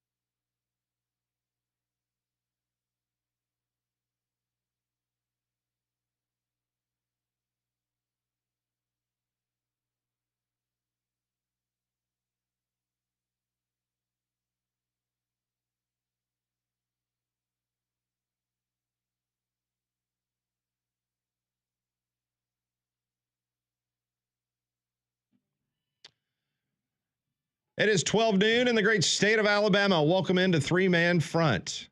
Don't forget, Landrum, you need to change your clocks this weekend. I will not be changing my clocks. I do not recognize the more popular spring forward. I'd like to just stay in the fallback. Well, we look forward to you being on 3 hours of the show on Monday then. Yeah, I do as well. And that was pretty much the plan. By the way, how was the somebody just asked, and I've got to ask because I can't believe I didn't think to ask Conrad, but what were the reviews of the senior night ceremony after the game last night? I didn't watch that. Okay. I couldn't see it through my tears, Landrum. We will get into that in Pat Ponders. That's your eyes were swollen shut from crying. Yeah, I was distraught. We will talk about that. That was a lot of people on social media had some thoughts. You about had that. like 12 and a half minutes of game time to get over it. I'll be honest, after the game, I guess the game ended at like 8, whatever, a little after 8 o'clock. You went to bed? And no, I didn't. But when my wife was getting ready for bed, she was like, "Are you okay? You just seem like you're in a bad mood." And I was like, "I'm fine." She was like, "Is this really because of that basketball game? Like you're just in a bad mood because of the basketball game?" I was like, "Well, yeah, I'm not in a good mood." And she was not happy with me that I was sour grapes last night. Does she get in a bad mood when Sanford loses? Well, that's different. That's what you should have brought up. Why am I in a bad mood? Well, let's talk about it, Paige. Well, she's got to console somebody else, so she's, she doesn't have time for that with me. Well, Alabama loses last night, 99-94. Rocco Miller, the bracketeer, he was on this program about 10:05 this morning, and he said there's still a chance that if Alabama were to beat Auburn and certain other things take place, it wasn't a long litany list of things that had to happen, but he definitely said that Alabama could still be in that conversation for a number 1 seed if they were to knock off Auburn. So we'll see what happens there. Our Twitter poll question of the day, Conrad, has to do about Alabama and what the fandom may be thinking now. Yes, it does. Our question for you today is Alabama basketball has now lost 4 of their last 6. So with number 1 Auburn on deck this weekend, is it panic time for the Crimson Tide? You have 2 options here. Yes, the team is teetering. No, this is the same as last year. And yes is winning with 61% of the vote, and no with 39% of the vote. So the majority of our Alabama listeners saying yes, it is time to hit the panic button with Alabama. All right, let's hear what the head basketball coach at the University of Alabama had to say about that particular subject, about whether it's panic time for the Tide. Yeah, I mean, we knew it was going to be a tough stretch to close. I thought we'd do a little bit better. I thought we'd at least play with more effort. I'm more not panicked we're losing. It's more concerning how we lost. Getting out rebounded by 15 and just not getting the 50-50 balls. And I think Florida had more pop, more energy than us. That's concerning to me. That's Nate Oates after last night's game. And we all talked about it. And we had some callers call in and basically say the same thing. It's like when you lose out on 50-50 balls. Yeah, we chalk that up to effort. Yeah, I mean it's like baseball. The one thing in baseball that never goes into a slump is speed. In other words, you can run off the field fast, you can run your position, you can run out a ground ball, you can do all those things. That has nothing to do with your so-called, skill set, so to speak. And going after loose balls and being aggressive, things of that nature, you don't have to shoot 50% from the field to do those type things. And I think when you watch Alabama, especially last night, there was a lot of times that Florida just proved that they wanted it more, and they got it. They had that a big win. Florida had that extra pep in their step, and I go back to what Florida was able to do at Neville Arena against Auburn when they handed Auburn their first SEC loss. You saw that same kind of energy, and Ty Golden had that team dialed in, ready to play. And as far as road wins in college basketball this year, I would say that Florida they have the best wins. Yeah. First time in school history for the University of Florida that they have 2 top 10 wins, and both of them coming on the road. It just happened to be in our beautiful state. Mark Sears, his final game at Coleman Coliseum, 30 points, 6 rebounds, 5 assists, no turnovers. No turnovers. Like if you said before the game that Mark Sears would go for 30+ and he would have 0 turnovers, you like your chances. Mm-hmm. Big time chances. LeBaron Philon had 19 points, 5 rebounds, 4 assists. Holloway was MIA, though. Grant Nelson did not have a very good game on the defensive end. Alabama only made 68% of their their free throws. And I guess the good news is that if you like this stat, for the 16th time this year, you've scored above 90 points. But you've now given up 93, 105, 102, and 99 points to Florida in the last 4 games you've played. Yeah, I don't think Alabama fans care about that stat. About the 90 points in 16 straight games? I'd be like, hey, we're 5-6 on the year, but we're in the top 10 in red zone offense. Okay. That'd be pretty devastating if you were top 10 in red zone offense and you were 5-6 on the season. Well, it just means that you don't have a defense. But the good news for Conrad is... Or you don't get in the red zone very often, but when you do, you score. So I was thinking of this. This is crazy how sports works, how irony works out. So you have Oklahoma in the football season they keep Alabama out of the college football playoff. Mm-hmm. Mm-hmm. And then last night, the Oklahoma Athletic Department decided to do a solid for Conrad since he came out to Norman and saw the football team lose, that they were going to take care of the Missouri Tigers last night. Because Oklahoma won that game, now Alabama has got a ticket to the quarterfinals in the SEC basketball tournament, thanks to Oklahoma. I'd rather have that football game back. You'd rather play on Wednesday than Friday? Yeah, no. I'd much rather have that football game back, but it is what it is. I'm glad they could return the favor, though. You'll always have your memories with the tailpipe. Not good memories, unfortunately. So according to Joe Lunardi from ESPN, he just put this out a few moments ago. Auburn is still number 1, Duke 2, Houston 3, Florida is now on the 1 line. They're number 4, according to Joe Lunardi. On the 2 line, the very first team on the 2 line is Tennessee, followed by Alabama. Tennessee's got South Carolina this weekend. Alabama has Auburn. So how those 2 games end up between South Carolina and Tennessee, Bama and Auburn, that would determine who's the 3 seed and who the 4 seed is. If you're a 4 seed, then you're going to be in the same bracket as Auburn. So if you're Alabama and you don't want to see Auburn again until the championship, then you need to be the 3 seed, which means you've got to beat Auburn in Auburn anyway. So 800-239-WJOX. Steven wants to weigh in on Alabama basketball. Hey, Steven, how are you? Hey, I'm good. Like I told Conrad, there's not a snowball's chance in hell Alabama wins this ball game Saturday. Not after watching last night. You've got to have somebody down low. Grant can catch a ball all day long, but, fast breaks, he needed to slam over that kid. Condon's getting 27 points, and everybody's just standing there watching threes just miss and rebound out and stuff like that. And, it's just, I don't get it. You've got to have a mid-range game to do anything. Shooting threes and layups, it's like an AAU team. It's like a street ball team. I don't get it. I used to be a Carolina fan because after Wimp left, I didn't have to worry about Alabama basketball because I had Carolina. And now, Florida, like Conrad said, Florida is the state champs of Alabama, and Vandy is the state champs of Alabama. So, when your wife's an Auburn fan and you have to listen to that all day, it doesn't really fit well either. But, it's just you could give them a 40-point lead and they would find some way to blow it. Steven, thank you for the phone call. We appreciate it.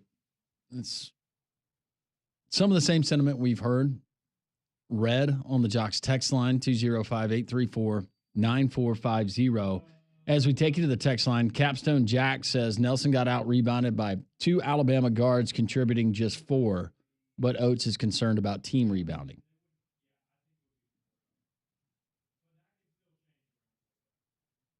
Grant Nelson has not gotten a whole lot of attaboys this year. Connor says, I vividly remember this time last year, y'all did a Twitter poll and most people buried Alabama. I think it'll be very similar to last year. I think they will fall shortly early in the SEC tournament, then get rested and get hot in the big dance. I was trying to halfway go tongue in cheek when I was telling Conrad earlier, but I meant what I said. That if you're an Alabama fan, if you're any SEC fan, you have to put this whole season, this historical season, and the success and the strength of the SEC in a historical context, and just remember that and keep that in your hat when NCAA tournament time starts. Because yes, while Alabama has not played their best basketball, I think we would all agree with that. Nate Oates even said it. You can handle losing. Nobody wants to lose, but it's how you lose. Those are some of the things that are just non-negotiables. But they played a really tough schedule down the stretch. I'm not defending them. They could certainly play better. But if you think about the matchups, if Alabama's a 2, they're taking on a 15. Then the next round, they're taking on potentially who was one of those, a 7? Mm-hmm. A 7 seed if chalk holds. You're in the Sweet 16. And I would take Alabama against 90 right now, the way that they're playing. I'd still take them 95% over the rest of the field that we're going to get. I agree with you 100%. I think the SEC is setting themselves up for an incredible NCAA tournament. they have had the best season in the history of college basketball. I'm talking about the league from top to bottom, period. You can quote me all this mess about the Big East from years ago or the Atlantic Coast Conference back when they were relevant, all that kind of fun stuff. But from top to bottom, this has been the most outstanding regular season in college basketball history collectively of a conference.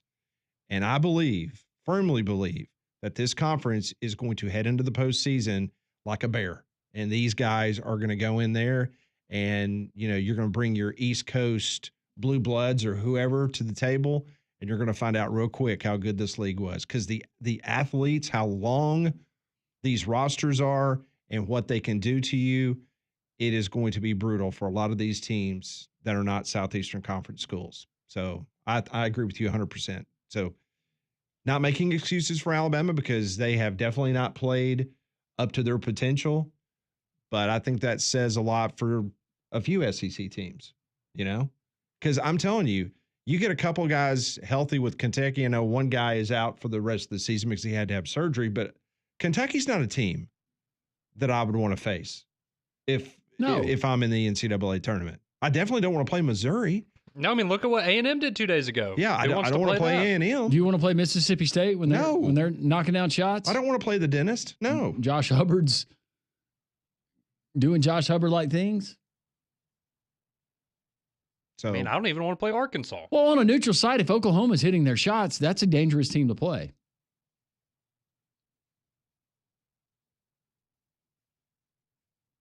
But the fact that the league is still 500 just blows my mind. Yeah, that's pathetic. 272 and 272. It's pathetic. Greg Sankey should call a meeting. Or is that 272? No. How many games have they played? They played 17 apiece. Times 16. Times 16 is 272. So there you go. They're 136 and 136. 136 and 136. I think that should be the first order of business in Destin at SEC spring meetings. Find a way to get a over 500 record in conference play. Mm-hmm. I do like how, the thing I brought up where Greg Sankey was going after Danny Cannell on Twitter yesterday. He did at the very end threw in. But, to be fair, the conference is only 500 since January 4th or whatever. Good sense of humor. Poor Danny. More text. Jimmy texts into the show and he says Alabama basketball is like the Atlanta Braves. We always find ways to blow it. Josh says, call me crazy, but I can see this game being a 35% field goal type game from both teams and the score being in the 60s. Just a feeling. Can you imagine how loud it's going to be in there? It'll be loud. Loud. Hopefully, I think they've come up with a better plan for those getting in line for tickets, right? You don't get the Stampede. Or is that just for game day? Where's game day this weekend? They're in Chapel Hill. I'm sure they're in Chapel Hill. Why did I even ask? Jake says Grant Nelson hasn't been the same since he had a big game in North Dakota this year. All his high school friends told him how good he was after that game. Then he left his soul in North Dakota. I mean, I'm just thinking in SEC play. I mean, he was excellent in the game at Rupp Arena.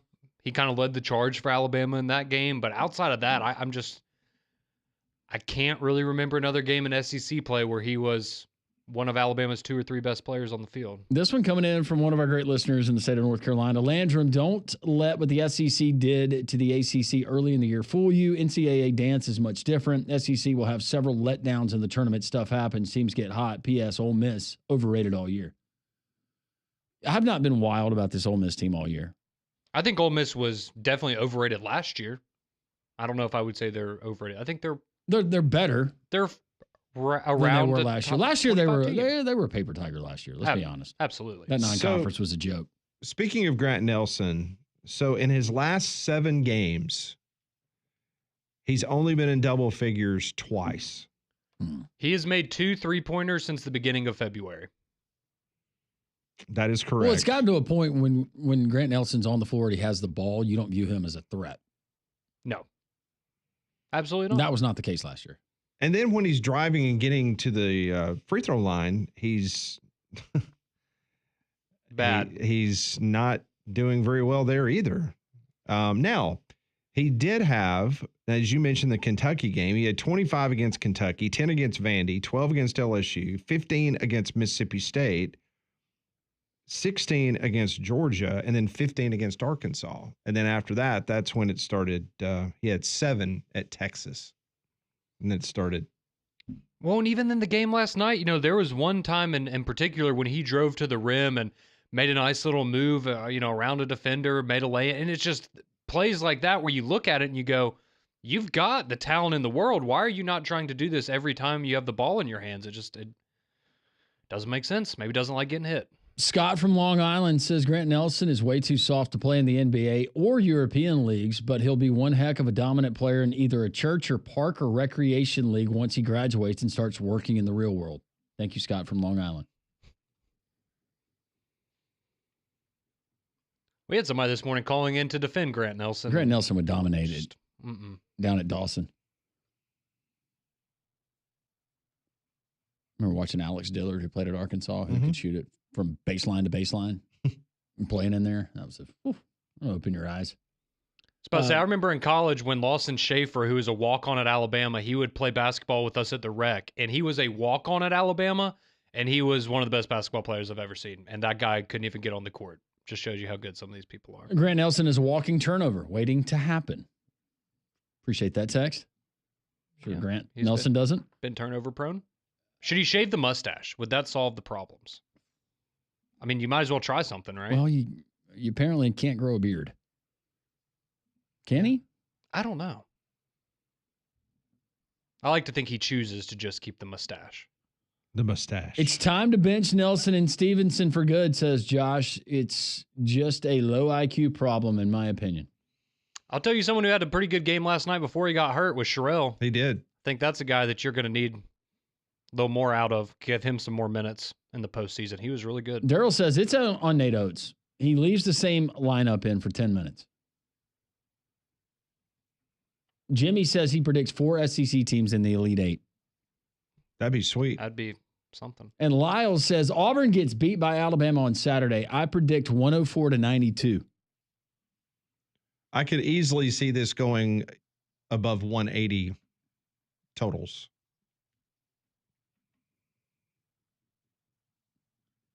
Steve from Tuscaloosa. Hey, Steve.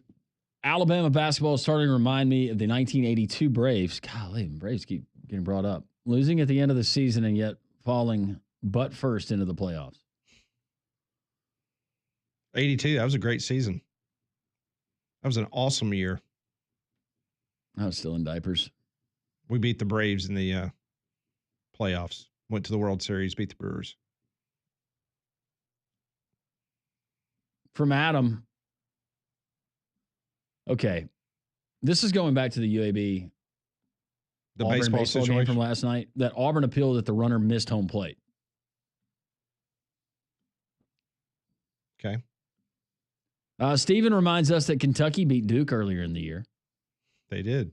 Mike in Shreveport says Tennessee's miss at the buzzer is a great example why kids should be taught to use the backboard around the basket. Oh, Wimp Sanderson would love you for saying this, Mike. Mm-hmm. We've heard Wimp talk about Goober League coaches, he'd love you saying that too. And Up can build a foundation that will make the kids better. Going back to potential UFL problems, this one reads, concerning the UFL potential players strike, I get what the players are saying, and I don't blame them for asking for more money. However, let's not kid ourselves. These kids aren't playing for a $55,000 salary. They're playing for the opportunity to market themselves to the NFL, and because they love doing it, let's face it, the UFL just isn't as profitable as the NFL or even college football. These guys are lucky that they're even getting to play and getting paid for it. Burr says that's why people can't get interested in the UFL or any other summer league, the possibility of another league folding. Yeah, I don't need that this spring. I need the UFL to play football.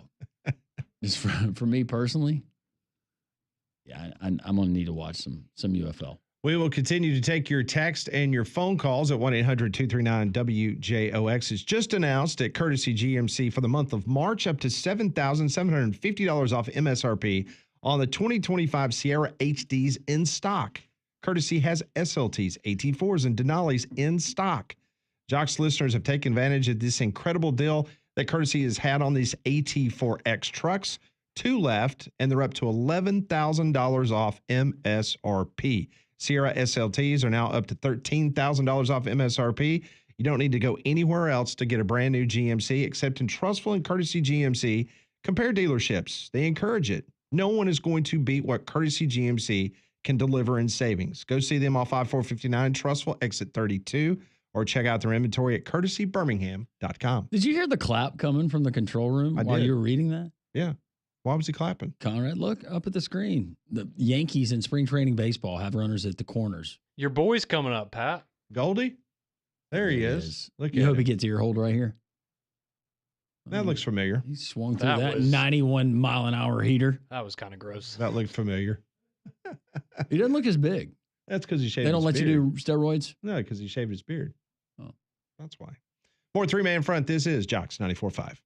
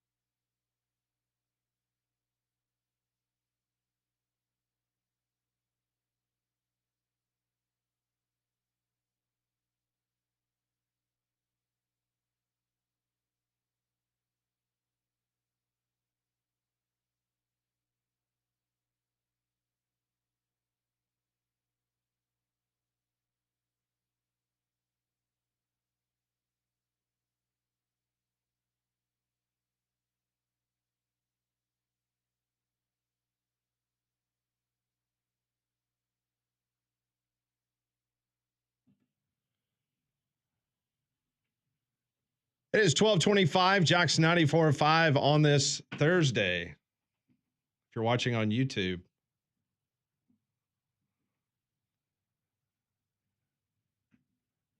Are you going to clip that and make sure you do a promo on that one? Yep, absolutely. That was quality content right there. That's what you get. That's what you get when you watch YouTube. Wait until we offer the premium package. Yes. Well, that's just the foot cam that we got. All I can say is don't watch that one at work. Well, this weekend, Wallace State is holding a ribbon-cutting ceremony on Saturday at 11:30 a.m. to celebrate the new synthetic turf at Pete Harris Softball Field up there in Hanceville. Festivities are going to include a cookout and free game admission, with a special invitation to all former Lions players, as well as alumni, family, friends, and the public. Again, that's this Saturday at 11:30 a.m. at Pete Harris Softball Field, McCracken Stadium, up there in Hanceville at Wallace State, Hanceville. So the Naismith Basketball Hall of Fame has just announced the 5 finalists for the 2025 Carl Malone Award. It's a mouthful. I will clip that one. No, you won't. Eric Dixon of Villanova. He's good. Have you seen Villanova play? He's really good. Danny Wolf from Michigan. Very good. JT Toppin from Texas Tech. Yeah. Know the Toppin family. 2 more names on the list for the best forward in all of college basketball. Grant Nelson. He did not make the list. I'm sure he is number 6 on the list, but he did not. North Dakota Darling. He did not make the top 5. Can we trade him for Eagle staff? 2 spots left.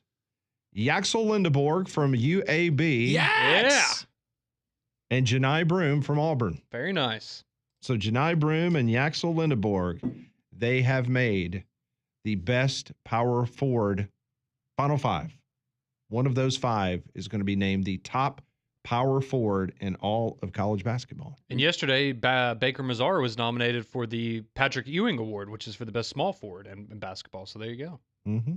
Going to be a good award season on the Plains. Do you think Baker Mazar his final game at Neville Arena on Saturday? He'll get a tech just to say goodbye. Yes. Just to say goodbye to the fans. But technically, he could still come back. No pun intended. But he could come back. Just wondering if this will be it. I mean, that'd be a good guy to have come back if you're Auburn. Yeah, because you're gonna lose some other guys. Speaking of Yaxel Lindeborg, UAB tonight they got senior night, and Yaxel will have an opportunity to come back, and I'm sure that a lot of people like last year are wanting his services. But UAB is a 5-point favorite tonight versus the Owls of FAU. The over/under, gentlemen, is 162.5, and UAB is minus 220 on the money line. 7 seniors will be saying goodbye tonight. First 1,000 fans at the game will have the opportunity to receive trading cards of each of those seniors. Oh, that's cool. Mm-hmm. I don't know if I'll be one of the first 1,000, but I will be there. Should be a fun night. UAB 19-10, 12-4 in the AAC. I was working out a lot of what-if scenarios earlier in the American Athletic Conference, and the good news is it appears right now that UAB will absolutely be one of the top 4, which means they'll get the double buys, which will be important.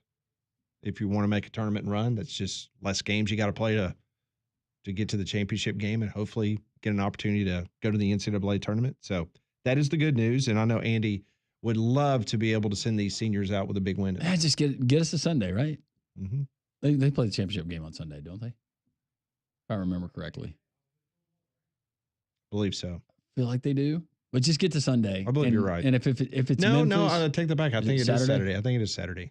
But if it is Memphis on that weekend and you end up in the title game, you get another crack at them, and Memphis trying to beat UAB 3 times in one season, and this being on a neutral court, you like your chances. North Texas, they split with them. They get Tulane, which is one of the better teams in the top half of the American. They get them coming up on Sunday, but who knows? This UAB team, as I've said, they can be pretty darn good, but it's that consistency and getting that most nights that Andy Kennedy has been frustrated by this year, and the players for that matter. So a little bit of news from the college football world. It's being reported by WSFA in Montgomery that Amazon is now the new title sponsor of the Magic City Classic. Okay. It will be known as the Amazon Magic City Classic, presented by Coca-Cola. And also Dan Lanning and Oregon, they have now agreed and amended a 6-year contract that increases his annual pay by $2 million more. Thank goodness. So the fully guaranteed deal nearly is $11 million annually, a significant investment by the university, putting the 38-year-old in the top 5 nationally of head football coaches. Now I understand the grass is greener comment, because there's just a bunch of cash in the grass. I'd be asking for a contract extension and a raise too. You're giving kids out of high school almost $2 million and a shoe. They can't make more than a head coach, right? No. Heck yeah, give me a raise. He should donate half his salary to NIL if he's really committed. Yes. He should. Hey, Phil, no, I don't need another check. I got this one, Phil. I got this one. No, it's time for me to give back. More three-man front. This is Jocks 94.5.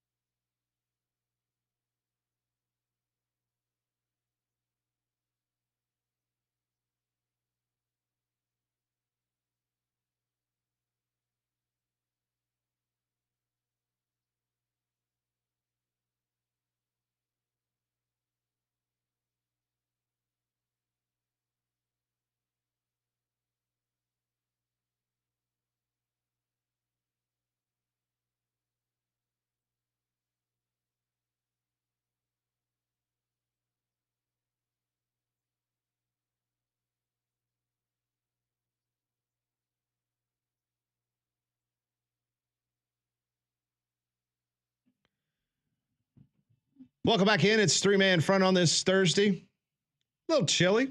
Nice sunny day. Appreciate you making us a part of your day. Download the three-man front podcast.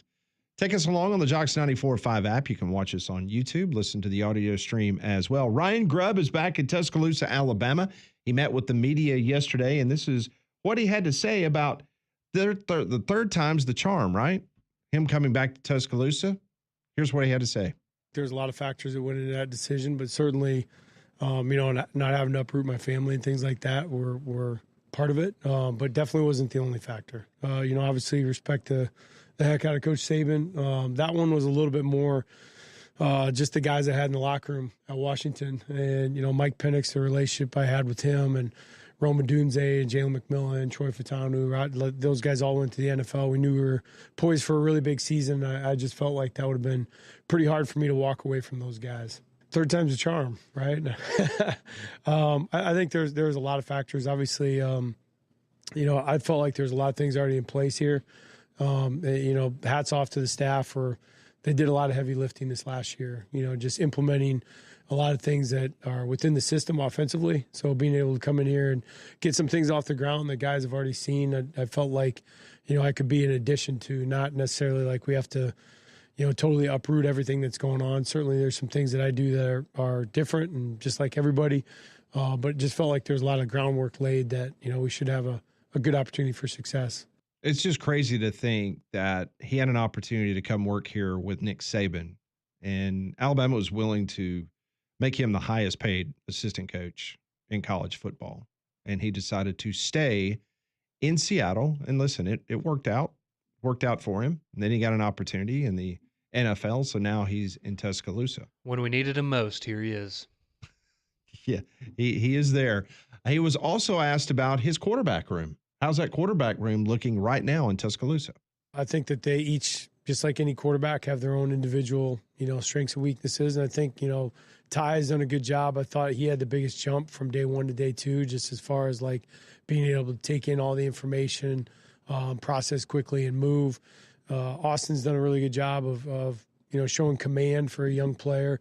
And then Keelan is awesome, man. He's very unflappable. And, even when things don't go right, and they invariably will for a freshman quarterback, I think he's done an awesome job of just kind of staying the course and being very steady. So, and he can make a lot of plays.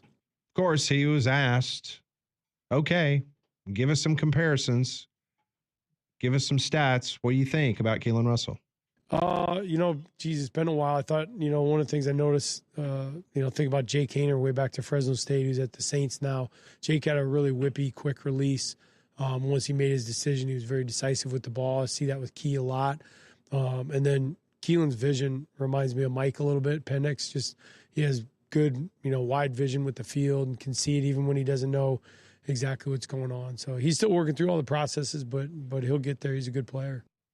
That is Ryan Grubb, the offensive coordinator for the University of Alabama. There are a lot of people besides Conrad that are very excited that Ryan Grubb is now going to pay property tax in Tuscaloosa County. Yep. David Pollack, formerly of ESPN. The most anticipated audio clip we've ever had here on the show. There is no doubt about this. Pollack said this about 6 months ago, and we've been looking for an opportunity to get this on the program, and here's our opportunity. Pollack is fired up for Ryan Grubb in Tuscaloosa. I think Kalen DeBoer is an elite offensive mind. I think Kalen DeBoer, when he had success all through his run, he's always had his buddy, Ryan Grubb. And here's why that's important. Kalen DeBoer's personality is very chill. Kalen DeBoer is not the rah-rah guy. Ryan Grubb can do that. I don't think Jalen Milroe was a fit. I think Jalen Milroe was electric, dynamic, really fun, but that's not really the quarterback style that you've seen from Grubb and you've seen from DeBoer.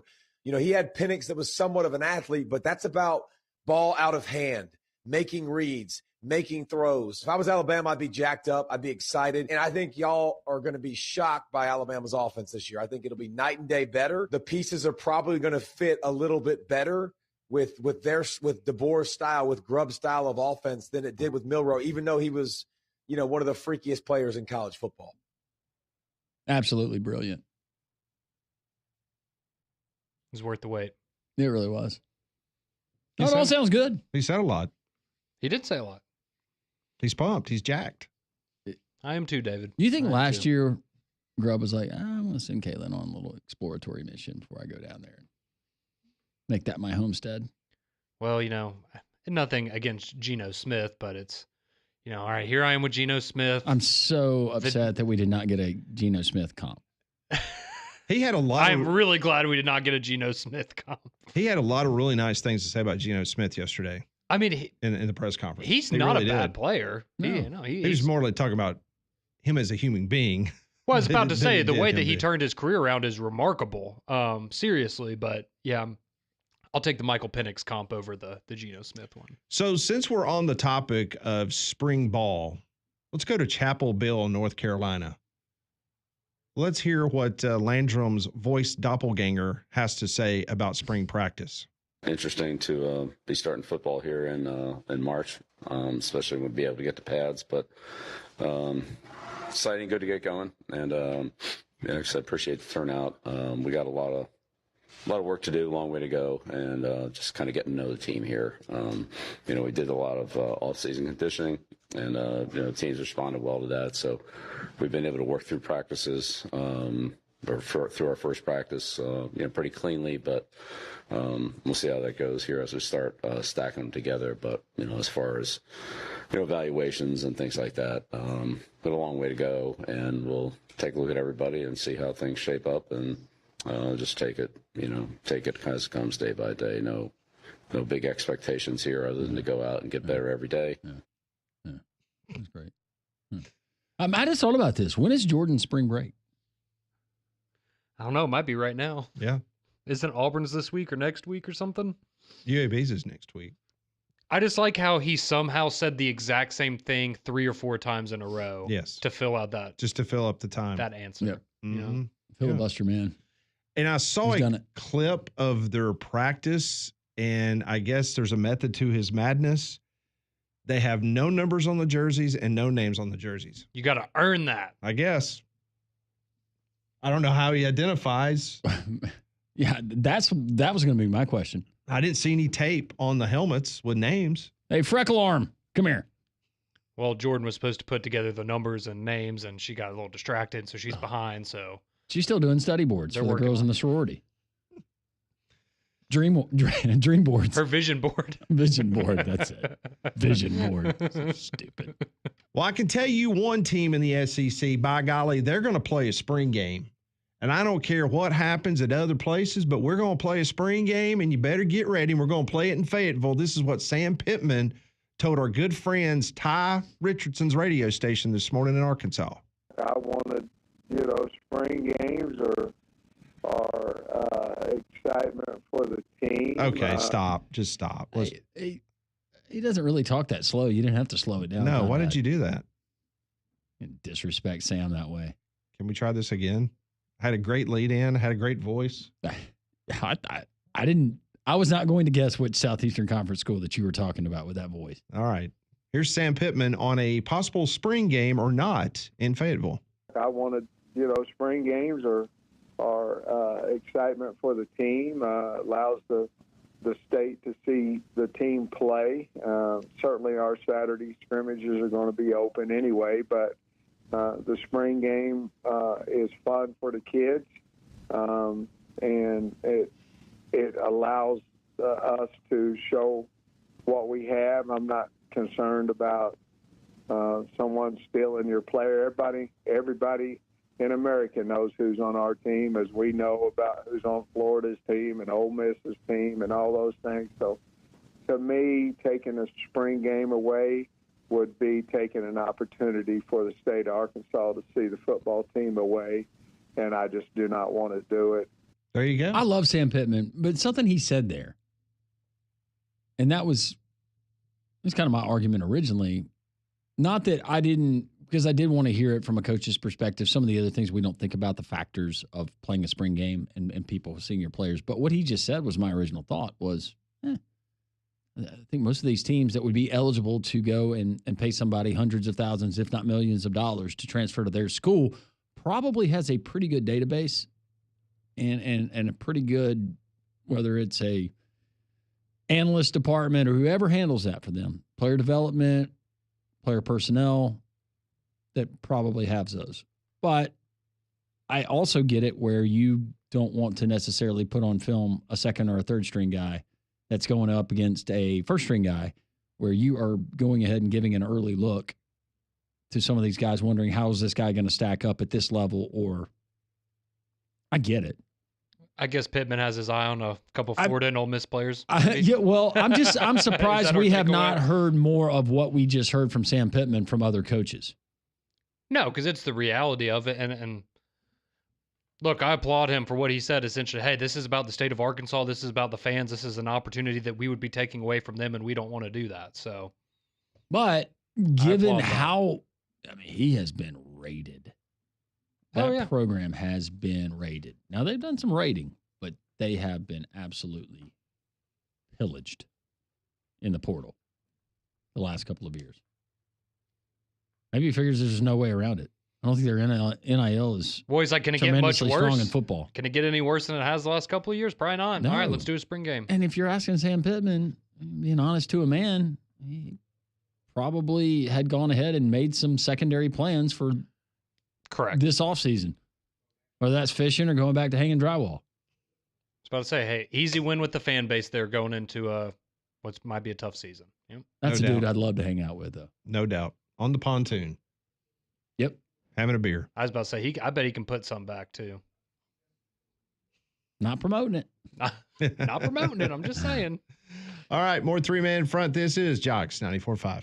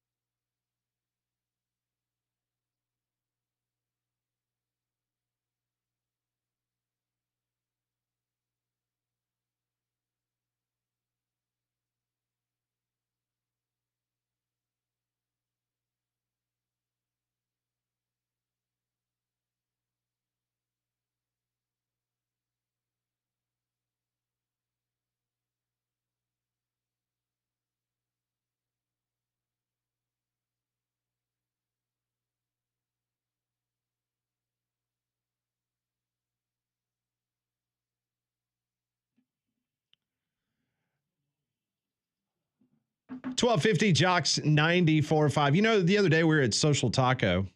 We're there every Tuesday from 10 until 2. And so you played bumper music from Twisted Sister. And so I told the story about how Dee Snider and myself and Paul Feinbaum got into a little back and forth. And I was going through some old files the other night. And I came across this and I said, I want to bring this in. I want to play it for Landrum. And I know Conrad's never heard this before. And I know we have a lot of listeners that probably maybe not have grown up listening to the Paul Feinbaum show or have heard about some of these stories that has taken place over time. But here was the interview that I was referring to. This is obviously a shortened, condensed version, but it's going to give you an idea of what took place. This was Dee Snider against Paul Feinbaum.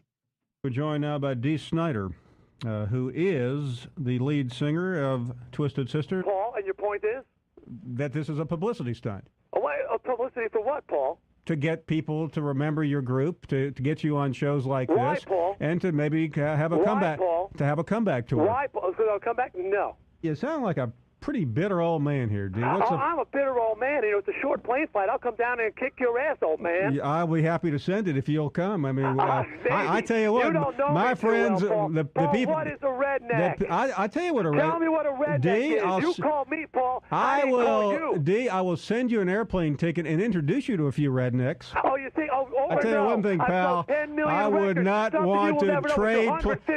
I would not want to trade places with you with all the disease that you have probably ravaging your body, with all the drugs that have gone in and out of your veins. I'll take my chances with my clean, wholesome life down here, Dee. Just a little snippet from the good old days. I wasn't expecting Paul to go into the drug abuse world. I was like, oh man, all right, we're really taking. Did that sound like someone who eats placenta? Sounded like someone a little unhinged. I'm glad he has those 10 million records. He did sound bitter. Oh, your disease-ravaged body. God. He kept calling Paul an old man, and then he kept talking about all of us rednecks, and then he kept bringing. If you heard through the yelling, he was talking about Confederate flags and all that kind of stuff. So he was doing a show at the time in Hartford, Connecticut. So I mean, he was. So he doesn't do radio anymore. I don't know what. You still got his number. Let me see. See if you got it. Let me see. We've got to do this. At least call him. I am looking. Let me see.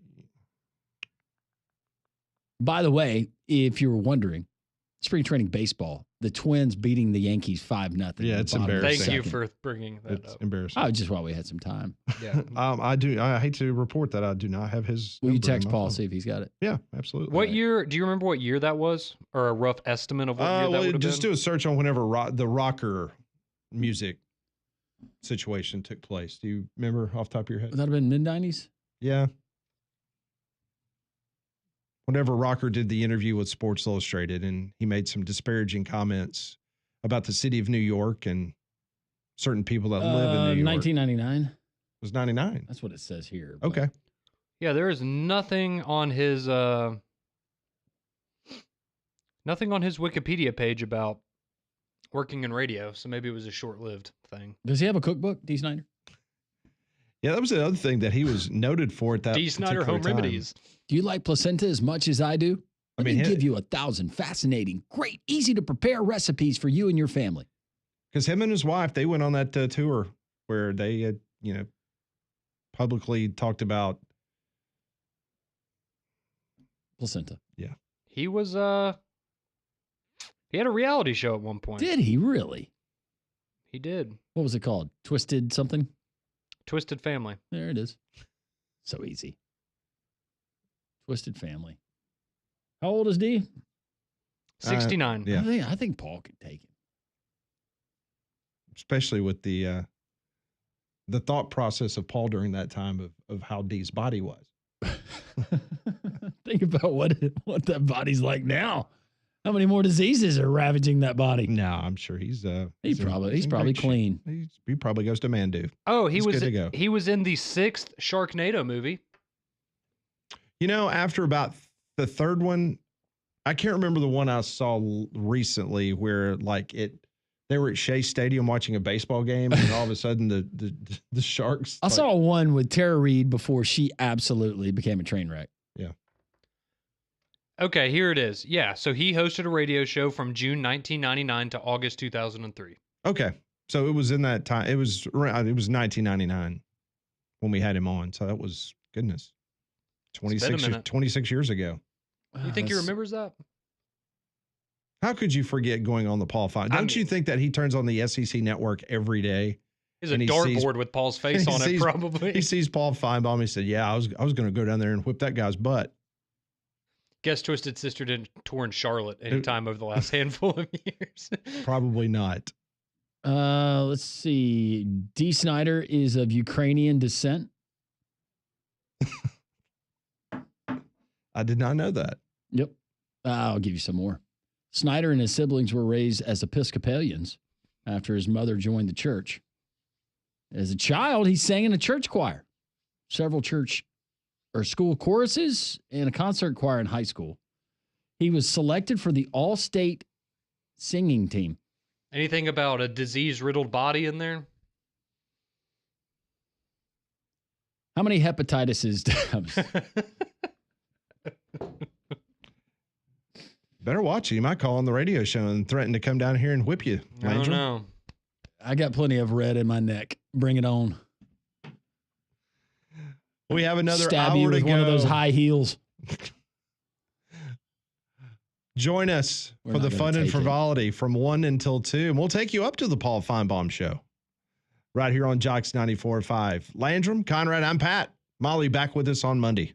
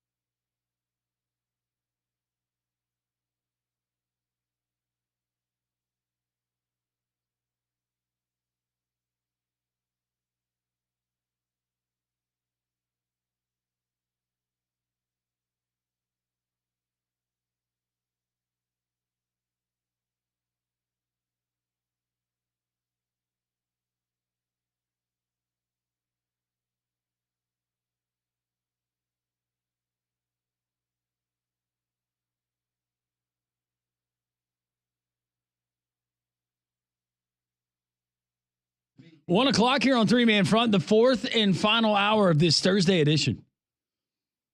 The Twins have picked up another run, solo shot to right field. 6-0, leading the Yankees top of the third there in Tampa. Beautiful. Just watch this on the loop. Your Yankees not faring too well. Paige isn't going to be happy when I'm in a bad mood 2 days in a row now.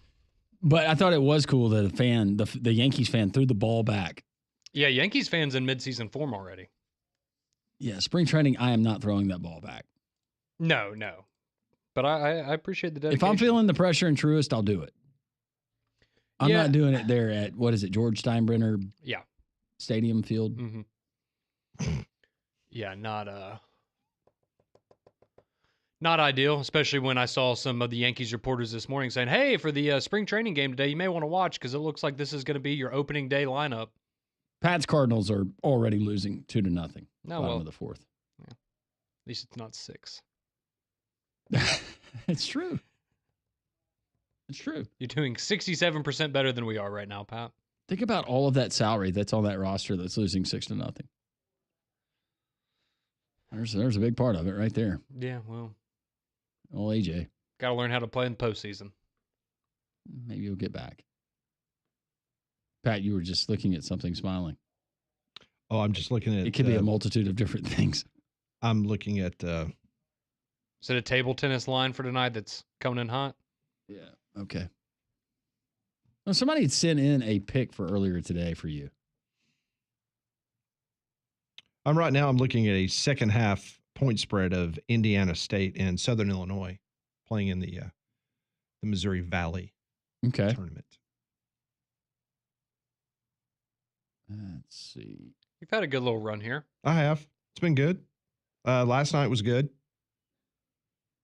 Got a little nervous the last 2 minutes of the game, but the points kept pouring in, so that was a good thing. Did you see what Brian tweeted after the game? Yeah, Brian, I'm gonna have a talk with him. He is potty mouth. He has gotten just out of control with his Gators. He was riding high last night. Oh, he was riding high again today. Now he was throwing smack at Houston today. Really? On Twitter.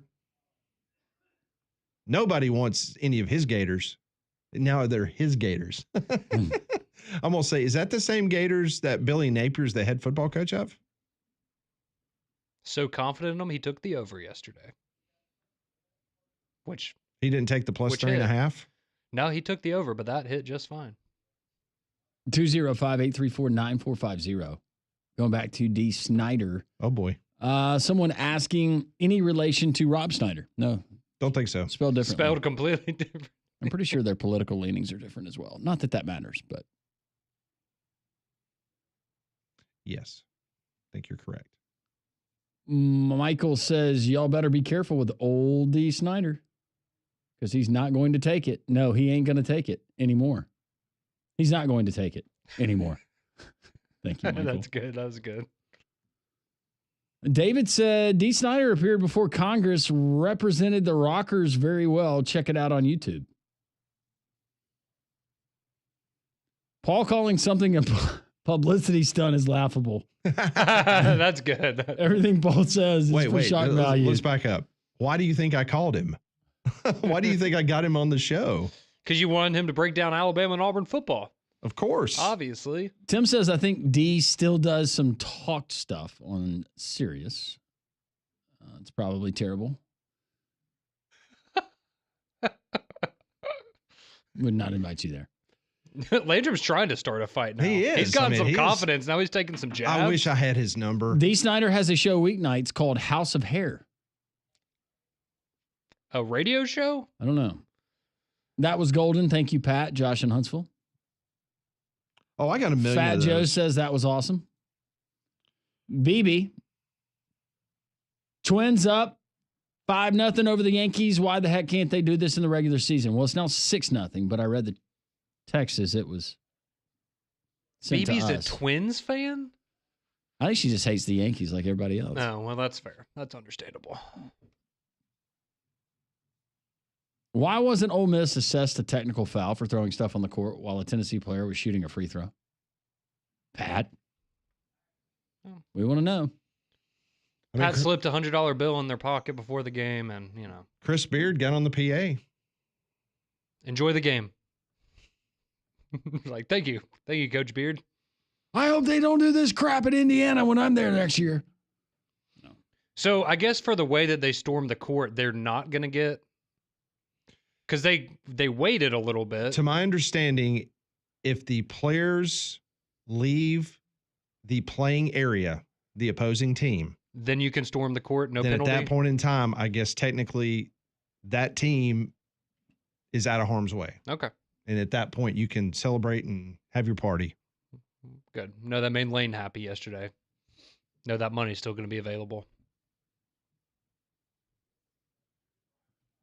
Kelly says, as a 50-year-old Auburn fan, I'm so excited to see the final game of the regular season will cause the losses for both Auburn and Alabama to 11. I never could have dreamed in the Barbie years, and I love it. That confused me. I don't. Fired up for the game on Saturday. I'm so excited to see the final game of the regular season will cause the losses for both Auburn and Alabama to 11. And something about Barbie? Tony Barbie. Yeah, Tony Barbie years. Former head coach. That went over my head. I was thinking I was Barbie dolls. I was with Kelly on the Barbie thing, but yeah, I don't.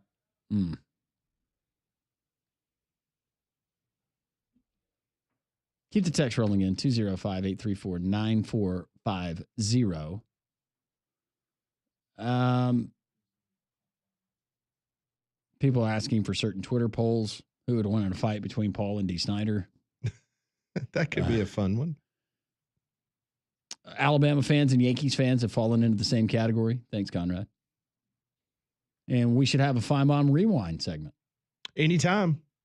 I wish we could do the parodies. I know I say that all the time. And it's frustrating for our listeners. Landrum. I know. And I value your job as well. But I would love to. They're just so well written. Is there no way we could clean them up? I mean, I guess we could. Well, no, because a lot of times it would kind of water it down, wouldn't it? Well, sometimes it's not so much. There's a word in there that would get you in trouble. It's the theme of the whole entire thing. Oh, and clarification on that the 11. I think the texter meant 11 total losses between Bama and Auburn. Ah, gotcha. That makes more sense. Yes. So if you heard that segment and you get a chance to communicate with Paul this afternoon, flood his phone lines. Mm-hmm. Tell him that. Yep, we're trying to set it up. Yep. Talk about how they heard the clip of D. Snyder that was ready to come and down. And that we think that Paul can take D. Snyder. Yes, absolutely. And we want this event. We want to raise money for charity. Matter of fact, I went to the general manager's office and sat in his office as soon as that interview wrapped up. And I was like, we have to make this happen. Like in our parking lot. Let's go. Get him down here. Fly him down. We're all part of the same company. Company will love it. It'll be great promotion. And then D. Snyder just, to my knowledge, never answered the bell. What we need to see is if D. Snyder's on Cameo and we buy a cameo from him for Paul Feinbaum. Yes.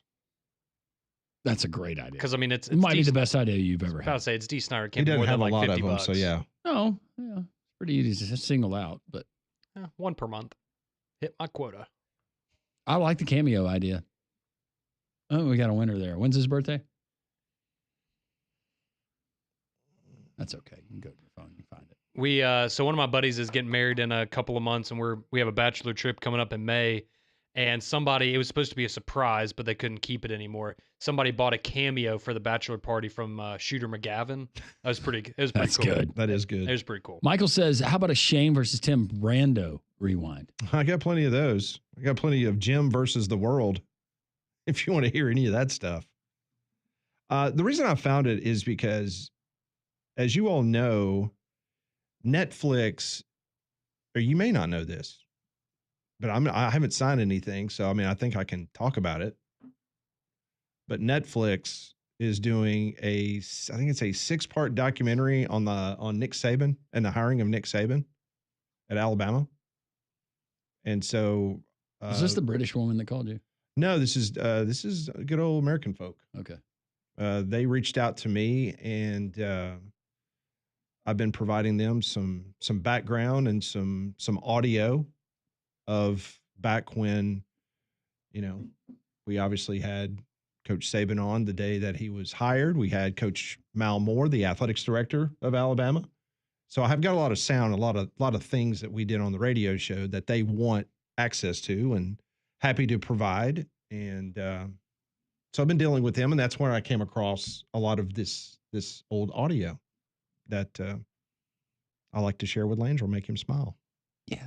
You should send that clip to the Netflix people and see if they accidentally. See, I think you need to do a include it. documentary on Netflix of D. Snyder versus Paul Feinbaum. Well, we had Paul versus Tyson, Feinbaum versus Snyder. Mm-hmm. Would that be the undercard? No, main event. How many rounds? One. Half a round? Yeah. I don't think you'd get more than one out of one. Get your shots in early, boys. We're going half a round. We see good and we see bad. I've seen something bad. Yep, not Conrad this time. I can't believe people are doing this. I'll tell you what it is next.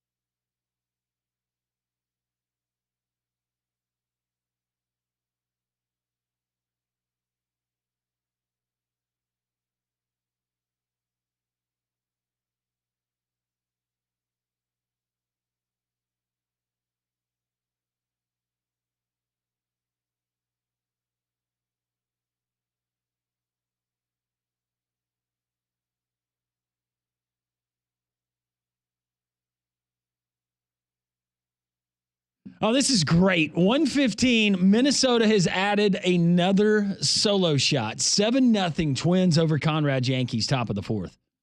Yes. Thursday just got better. This is quite disturbing. I don't know if you people realize that we live around just some weird folks in this world. We get evidence of it. When Conrad generally does these stories, I saw something today. I wanted to pass it along. This is the worst thing that I've seen.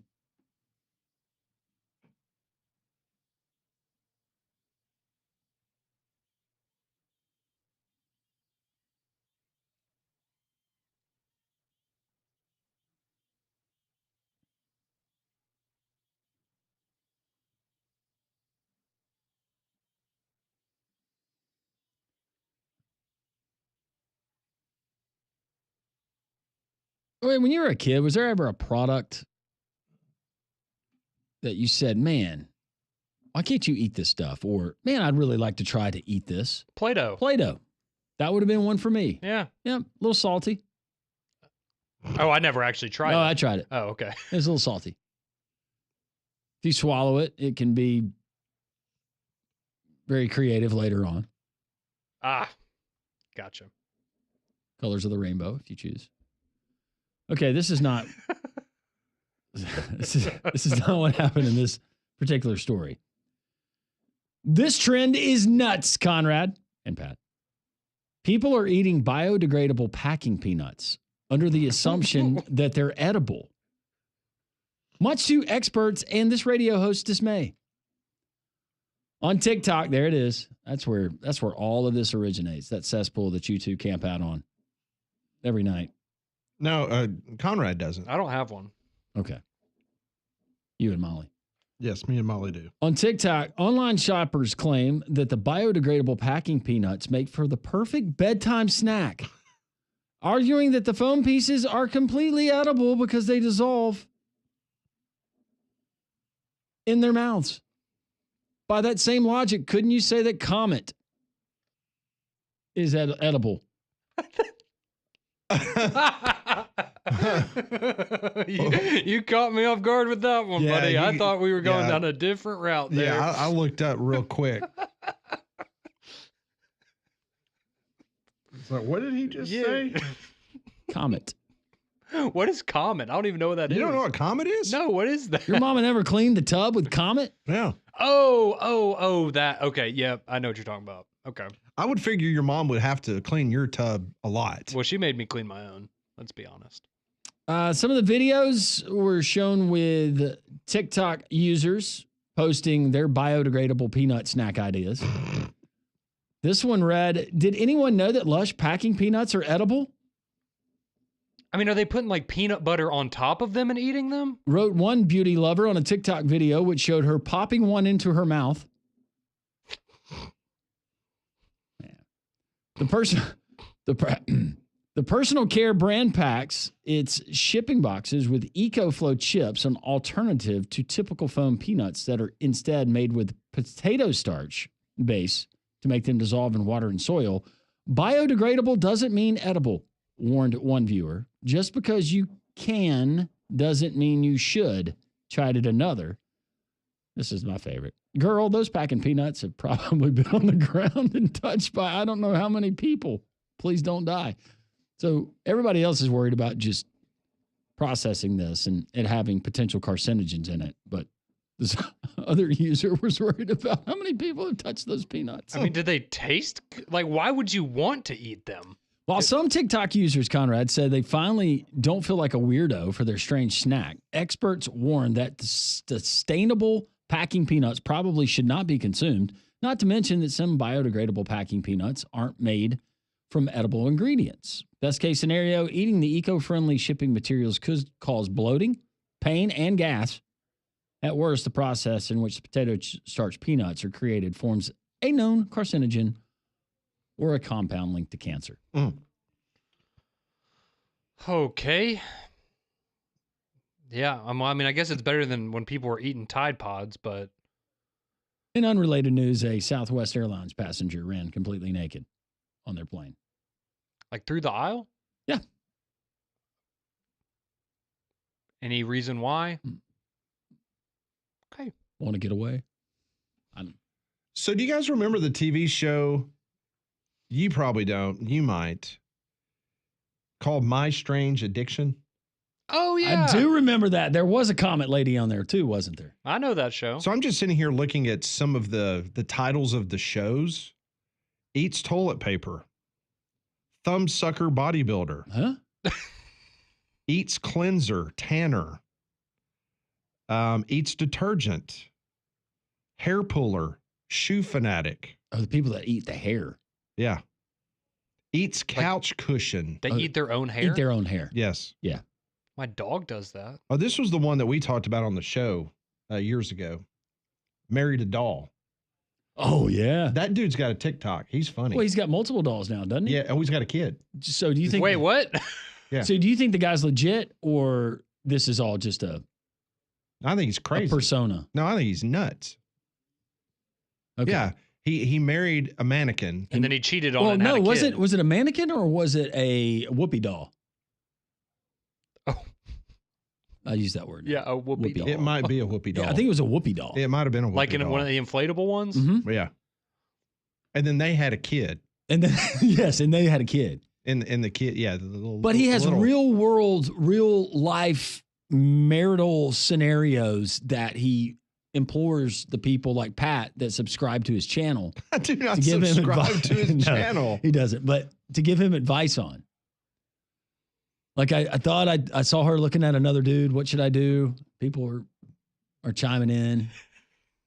And then they worried about her diet and taking prenatal vitamins during the pregnancy. It's crazy. See, I like to think that the baby was actually just like one of those, you would get in health class, the ones that would Yeah. cry and stuff. So you would have to. Or the carton of eggs training. that you take, the egg that you take care Yeah, of, yeah. and you have the egg drop at the end of the week. That's right. To see if it. Did you have that at Hayden? No. No, we Not had an the egg that egg we had to take thing. care of.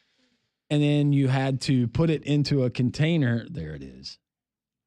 She still looks good. She hasn't Pat aged. showed she me hasn't the aged video a of bit. the weirdo with his. Okay, maybe that is not a whoopee doll. It's more a mannequin. Is it a robot? I don't know what constitutes a whoopee doll, but I do know that there's look, one look. particular Hey. feature Hey, look. that this one is not. Look, there's two of them. Oh, he's got two. Yeah. He thought we were kidding. Come here. Take a look. See? Conrad, you'd be best to tell us. Is that a whoopee doll? That's not a whoopee doll, is it? That's a mannequin. That's a mannequin. That's straight up mannequin. That mannequin got a makeover. It has makeup on the man. No, the mannequin does have makeup. But look. That he dude said- paid for hey, a full on There's three. There's 3 kids. 3 babies. There's 3 babies now. He's holding. They must have had triplets. Did you eat a lot of paint chips as a kid? Oh boy. So, anyways, stay away from the styrofoam peanuts. And just because it's biodegradable doesn't mean it's edible. That's the worst thing I've seen. I think I just showed Conrad the worst thing he's seen in a while. Had you never it's- heard this dude before? No. There's this I guy, have not. and then there's a I think he's a Russian bodybuilder who does have the whoopee doll as his life partner. I remember there was somebody that married a fence, like like a fence in his backyard. Married a fence? Yeah, he had a strange attraction to inanimate objects, and he married his fence. Or there's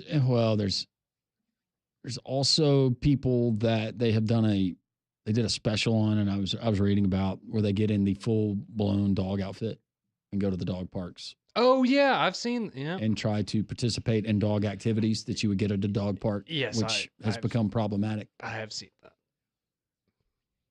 And this is we're not talking about furries. Like this is I legit like they walk around and pant and Yes. drink water out of a bowl and hike the leg, yeah.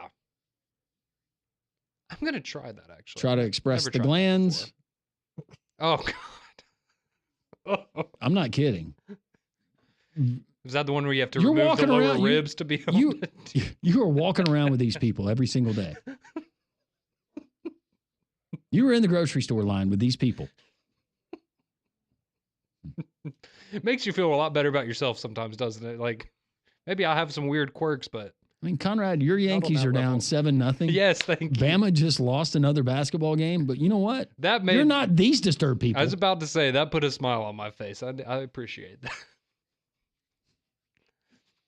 That was the worst thing I've seen, and then When you get the home, worser thing I've seen, and when you then get the home worst later thing on I've- tonight, ask Bucky what he thinks. Oh, you mean this guy? I follow him on TikTok. Oh, we continue. Pat's got questions. Hopefully, we got answers. Pat Ponders is next. The Thursday edition, 3-man front, and Jocks 94.5 continues.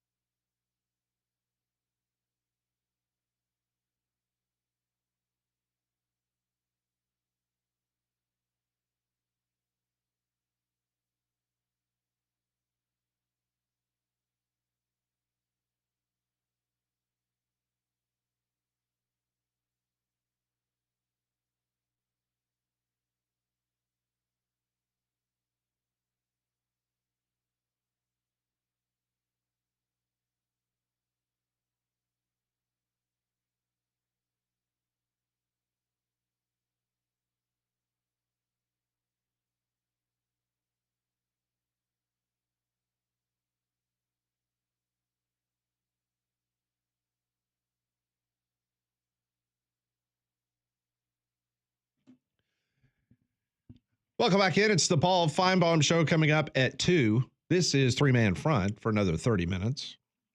You know, owning a home is great, but it can come with its share of headaches. Some of you out there are having foundation problems, cracks that have started showing up around your house. Those doors and windows won't close right. You can't ignore it because those issues are going to get worse. That's why you need to call Alabama Professional Services at 205-951-9717. It'll be the best decision you've ever made to protect your house. APS will send a team out to your home. They really know their stuff over at APS. They'll inspect everything, explain the problem clearly, and offer those solutions that are tailored to your home. No pressure, just honest advice. They can fix the foundation. They can tackle that sinking driveway. They use that poly-level system that is so very cool to level up your driveway. It's quick, it's clean, it looks fantastic. Plus, they can fix those cracks in your patio as we get ready for barbecue season. So give them a call today, 205-951-9717, or visit alabamaprofessional.com. Trust me, you'll be glad you did.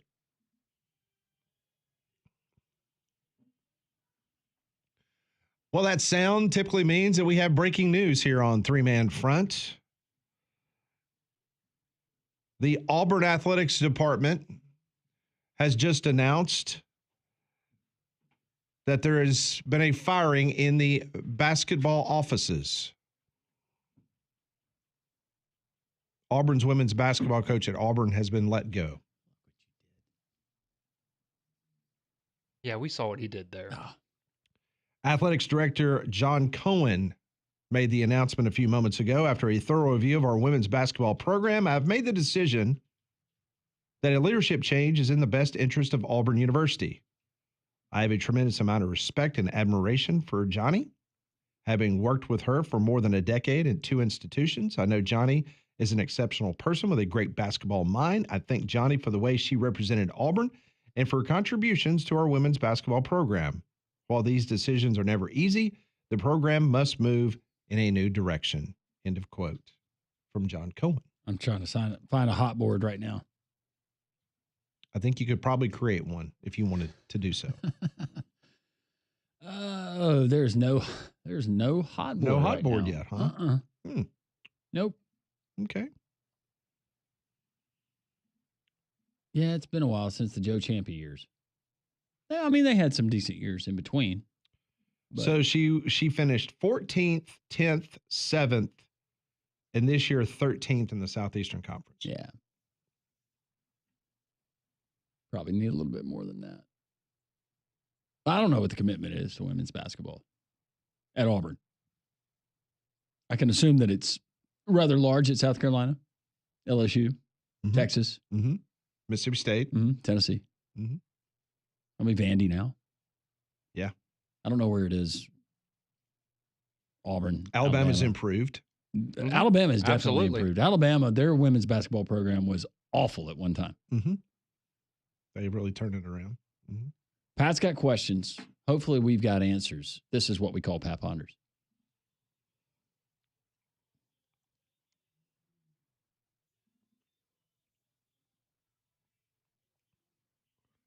Brought to you by Courtesy GMC and Trustful. Go by and see Josh Gargis, Drew Lally, just the outstanding team. You're not going to find a better price anywhere. Courtesy GMC and Trustful. Last night, Alabama honored the seniors like Mark Sears after the game. The Coliseum was almost empty. It makes sense because it came after a tough loss. So my question is, if you were in charge of a college basketball team, would you do senior night prior to or after the game? Prior to. No doubt about it. Have the players honored when the building is packed. Nothing has happened. There's just too much that can go on. Well, and even if you win, you're going to have a lot of people that are leaving because especially last night, it's a weeknight. A lot of people have to come back home, even if they would have liked to stay, it maybe just didn't make sense or wouldn't have been possible for them. So, yeah, and I understand. I know Nate Oates said that he didn't want it to distract the players before the game by having the ceremony. I don't think it's a problem. I think there's a reason a lot of places do it pregame. So, yeah, I think that's the way to go. Yeah, people on social media, the National Basketball Intelligentsia, I call it, they really had a lot of fun with the pictures of of having the seniors at midcourt and like nobody in the stands. And I understand the sentiment of how great would it be if you had won and Mark Sears had an incredible but it still game. Would have been, there would have been empty seats. Exactly. And that's my whole point on top of just, I don't know. I feel like the risk, even in that scenario of if you did win, I don't think the pros of that outweigh the cons of losing like you did and having an empty stadium. It would take something pretty special as far as an award ceremony. If I go to a game and I paid to keep me in that building without me going and trying to get a leg up on traffic. I'm like you. I'd be out. No. With 53 seconds last night in Florida going to the line, I'm out of that. That's fair. Question number 2. Do you think the SEC should follow the ACC's lead and give teams with the highest TV ratings a bigger share of the TV money? I don't think we need to do anything that the ACC takes the lead on. No, I don't, Pat, because the ACC, you can name just a couple of schools most years that you would say that would be the lion's share. SEC, I think you got too many really good programs. Yeah, I think generally speaking, I would probably lean that way as well. I don't think that we need to do that. I think, they're making a lot of money as it is, and it's good for parity in the sense of everybody's getting the same amount every year. But, selfishly, being an Alabama fan, they would get a larger cut of the pie. So that would be nice. It would be a benefit. But yeah, no, I think in terms of just parity and health of the conference, let everybody make the same amount of money. It's a very competitive league. I have no problem with that. Question number 3. How bad do you think the ACC looks to the other Power 4 conferences for caving to FSU and Clemson? Doesn't look good. No, but I think the other conferences are just like, man, I'm glad we haven't had to have this kind of, headbutting up to this point in the year. Because, what do you do if you're the ACC, right? You kind of have to bend the knee, but also... The last 2 years, the ACC as a conference has been just kind of a hot mess anyways. Mm-hmm. From the lawsuits from Clemson and Florida State to even going back to the pandemic year where they thought that they had that alliance. Strong as oak alliance. That worked out well for them. With the Pac-12 and the Big Ten. And then the additions, the just weird additions of Cal and Stanford and SMU last year. No, I don't know if anybody's really paying attention that much to the ACC anymore. I don't view the ACC as a conference the way I used to. Do you think that Jim Phillips and George Kliavkoff have maybe formed a stronger bond over this of, hey, man, I've been there before. The writing's kind of on the wall. I see where this is going. Let me help you. Also, if you know anything about vacuum cleaners, I could really use a new sales associate. Come over to the house. Let's have some packing peanuts and watch a game. I thought I saw where he actually was up for a job back in Vegas. Kliavkoff? Mm-hmm. Let's see what he's up to. Do you remember what it was, or was it? It was something in the. No! You know what it was? It was something on the tennis circuit. Oh. I just like how his profile says an American business person and college athletic administrator. So that business person. I thought you were going to say he was going to spearhead,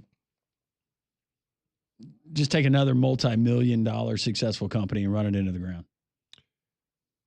It was either his name was being brought up for a quasi commissioner or some league executive. It was some tennis tour, possibly pickleball.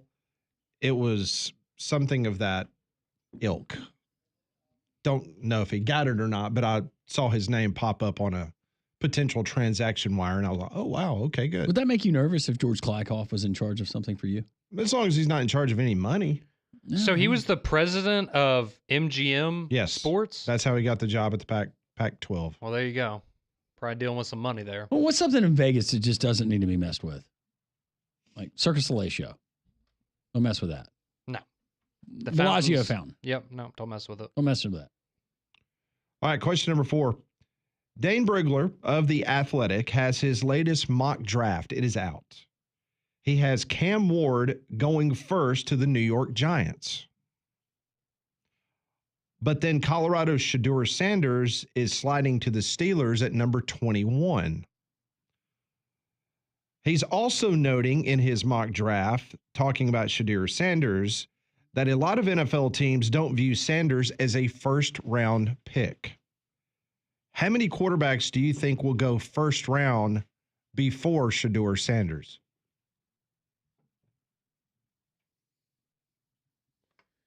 I'm going to say one. Think it'll be Cam Ward?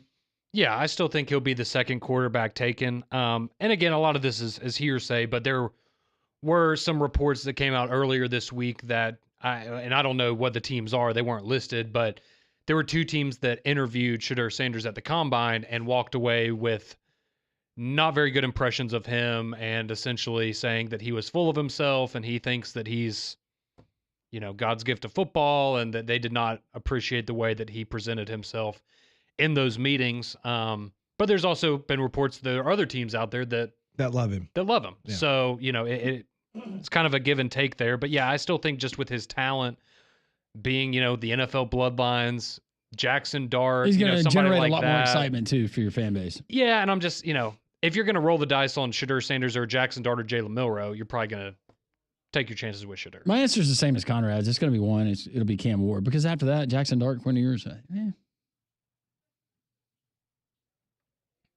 be interesting to see where he winds up, because like you said, he'll help you with tickets. All right, question number 5. When Pete Rose was betting on baseball, do you believe his contention was that he only bet on his team to win? Wait, so do we believe that he never bet on the Reds to lose? He says that when he bet on his team, it was only to win. I'd like to believe him, but no. I don't believe that it never happened, where he knew that they just had a bad matchup, or maybe they were decimated with injuries, or playing a really good team and maybe found himself in a hole, needed to crawl out a little bit, promised himself it would only be one time. See, I would believe him, because I feel like, maybe in the way that his mind worked, it's, all right, I know I shouldn't be doing this, but if I do ever get caught, I can fall back on, I never bet against my team. And maybe at that point, not a slap on the wrist, but maybe the punishment won't be as severe, because if I can go and prove to you, hey, all I ever did was bet on my team to win, there's nothing wrong about that, I guess, morally, then maybe he thought that he would be in the clear. I don't know how morally, unless you're doing things to manipulate the outcome of a game, which people would naturally assume, most people would, that he would be if that was. I don't necessarily think that's the case. There are times when in the past, when I used to bet, I would fade, like I would bet against the Braves, and it was a win-win for me. Yeah. Either won money or the Braves won. I think that's what a lot of people do. What do you think, Pat? What? About Pete Rose? You buy it? I find it hard to believe that every single one would have been for his team. He's a loyal guy. It's like I said, you just find yourself and you're on a bad losing streak. You just need to get one back. Just get one back. Just get me to tonight. Get my fix. Bet against the Reds, day game versus the Pirates. It'd be rough betting on the Reds really for quite a while now. Wouldn't be a very lucrative business. I'll give you guys a bonus question today. If you could have any fictional sports mentor, I'm talking about like Rocky Balboa's Mickey or Mr. Miyagi, who would you want to give you the wisdom going into a big game or a match? Bagger Vance. See, I was going to say Chubbs. If he can teach Happy Gilmore how to golf, he can help me out. Chubbs is dead. Well, yes. Fictionally. He's up there with that gator in heaven. A gator with a one eye? Yeah, with the one eye. Mr. Miyagi would be another. That'd just be good for self-discipline, right? That would just help you in life. And karate. Waxing cars. Painting a fence. You could open up your own business with his wax Killing on, wax flies on with class. chopsticks. That'll help you out Manicuring in life. bonsai trees. That'll help you out in life. Cool party tricks. And beating the you-know-what out of the Cobra Kais after the Halloween dance. What about you, Pat? I was always keen on Mickey from Rocky. Cut it, Mick. He's a good one. Rock. Burgess Meredith, the Penguin. Oh, yeah. The original Penguin. The original. The OP. That is today's Pat Ponders, brought to you by Courtesy GMC, right off of exit 32, I-459. Visit their online inventory, courtesybirmingham.com. Hey, Pat, look at that. Twins scored again. 8-0. Another solo home run. This is great. Only thing that would make it better if Max Fried was out there pitching, serving up all this meat. We continue 3-man front and Jocks 94.5.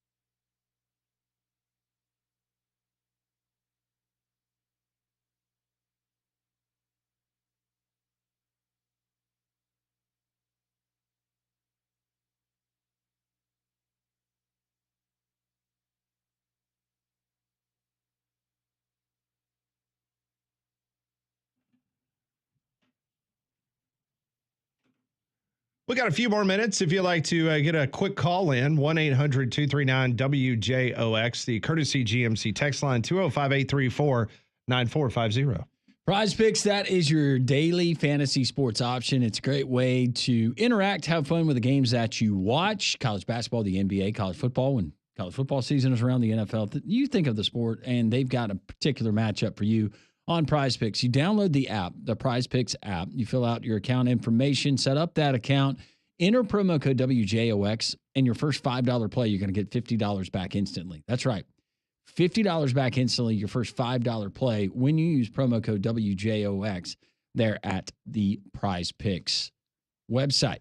Prize Picks, you're going to get matchups. You are correct on 2 or more, and you're going to win cash. And they make it easy, and it's instantly going to credit to your account. Tonight, we got the UAB Blazers hosting FAU at Bartow Arena, 6 o'clock to tip, 5:30, Jocks 2, 100.5. Yaxel Lindebord, UAB. 18 points tonight, more or less. Which way are you guys going? I'm going to go more with Yax. More. Conrad is saying more as well. Daniel Ortiz, former UAB Blazer, playing for University of North Alabama. UNA takes on Jacksonville tonight. 11.5 points for Mr. Ortiz. Well, he's averaging what, 12? He averages 13? around 12 a game, yeah. I'm going to say more. I'm going to say more as well. So we'll both go more on that. It's that easy. If we're correct on both of those, then we are going to win cash. You can do the same. Prize Picks. Remember, promo code WJOX.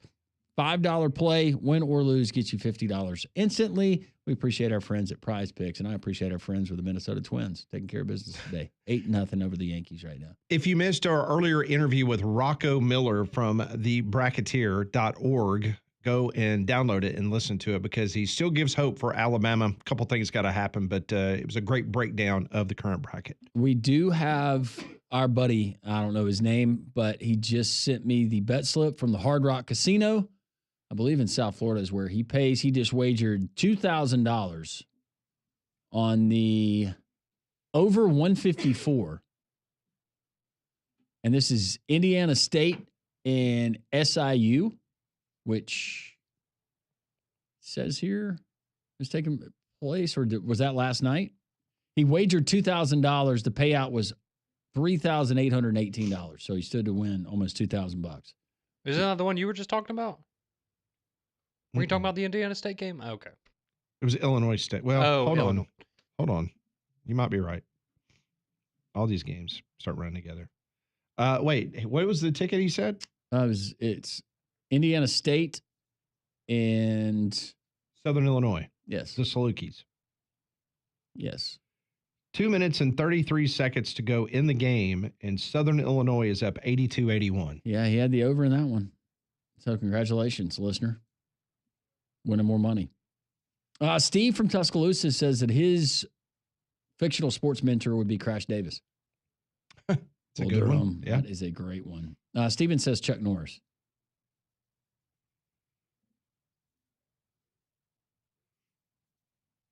Let's see. My favorite My Strange Addiction is the guy who was in an intimate relationship with his car. Do you remember the story that I did here on the show? That was Conrad, right? That I think had to read it. It was the Word. Oh yeah. I forgot what the word was, but yeah, it was for being attracted to did things to his car, machines or something. Yeah, they were in love. I say let the people eat their packing peanuts, let them have their comet, and let them chew on razor blades. Got to start thinning the herd. Guess that's just natural selection at play there. And this one says that most people are marrying their cell phones. There's some truth to that. You spend a lot of time with your cell phone. Thanks for the text, 205-834-9450. Let's go to Miles. He wants to chime in on the NCAA House settlement. Hey, Miles, how are you? Good afternoon, everyone. I hope you're well. Yes, sir. Enjoying the show. And before I get to the House settlement, let me just throw in the greatest sports movie mentor of all time would have to be Patches O'Houlihan from the Dodgeball movie. Oh, that's a good one. That is a really good one.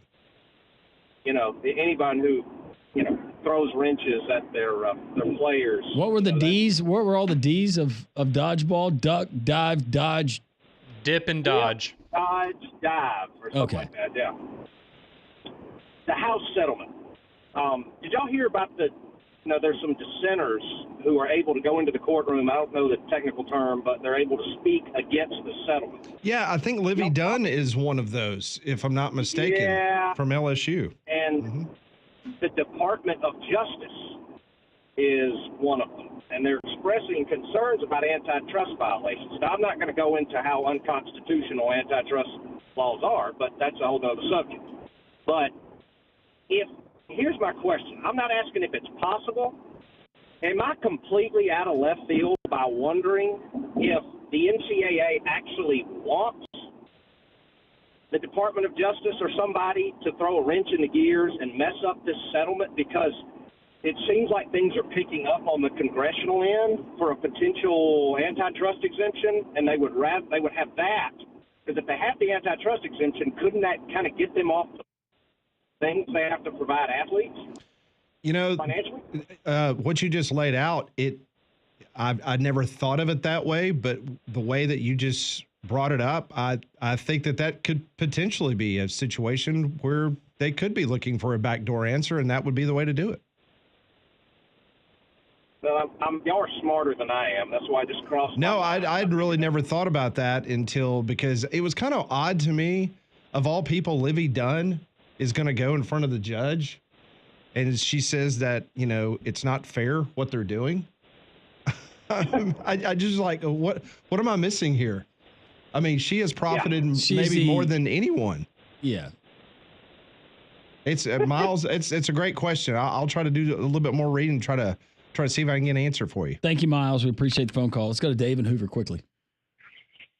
Yeah, real quick. So growing up, Mickey Mantle was my idol, and then I switched over to Pete Rose. But I've been in 1987 Atlanta Fulton County Stadium in the Giants locker room, and Vita Blue said that every single locker room has in bold letters, "Thou shalt not bet on baseball." So I can't give Pete Rose any slack there, but he did bet based on the proof of the tickets, only to win games, not to lose. Right. Good point. Thanks, guys. Thank you, Dave. Thanks, Dave. We appreciate all of you tuning in. Paul Feinbaum, maybe D. Snyder. Next. That'd be something. Here on Jocks 94.5. Coming up tomorrow, the Coach Wimp Sanderson, presented by Craneworks. He gives us his pick. Who is going to cut down the Nets in Nashville at the SEC tournament next weekend? Paul's next.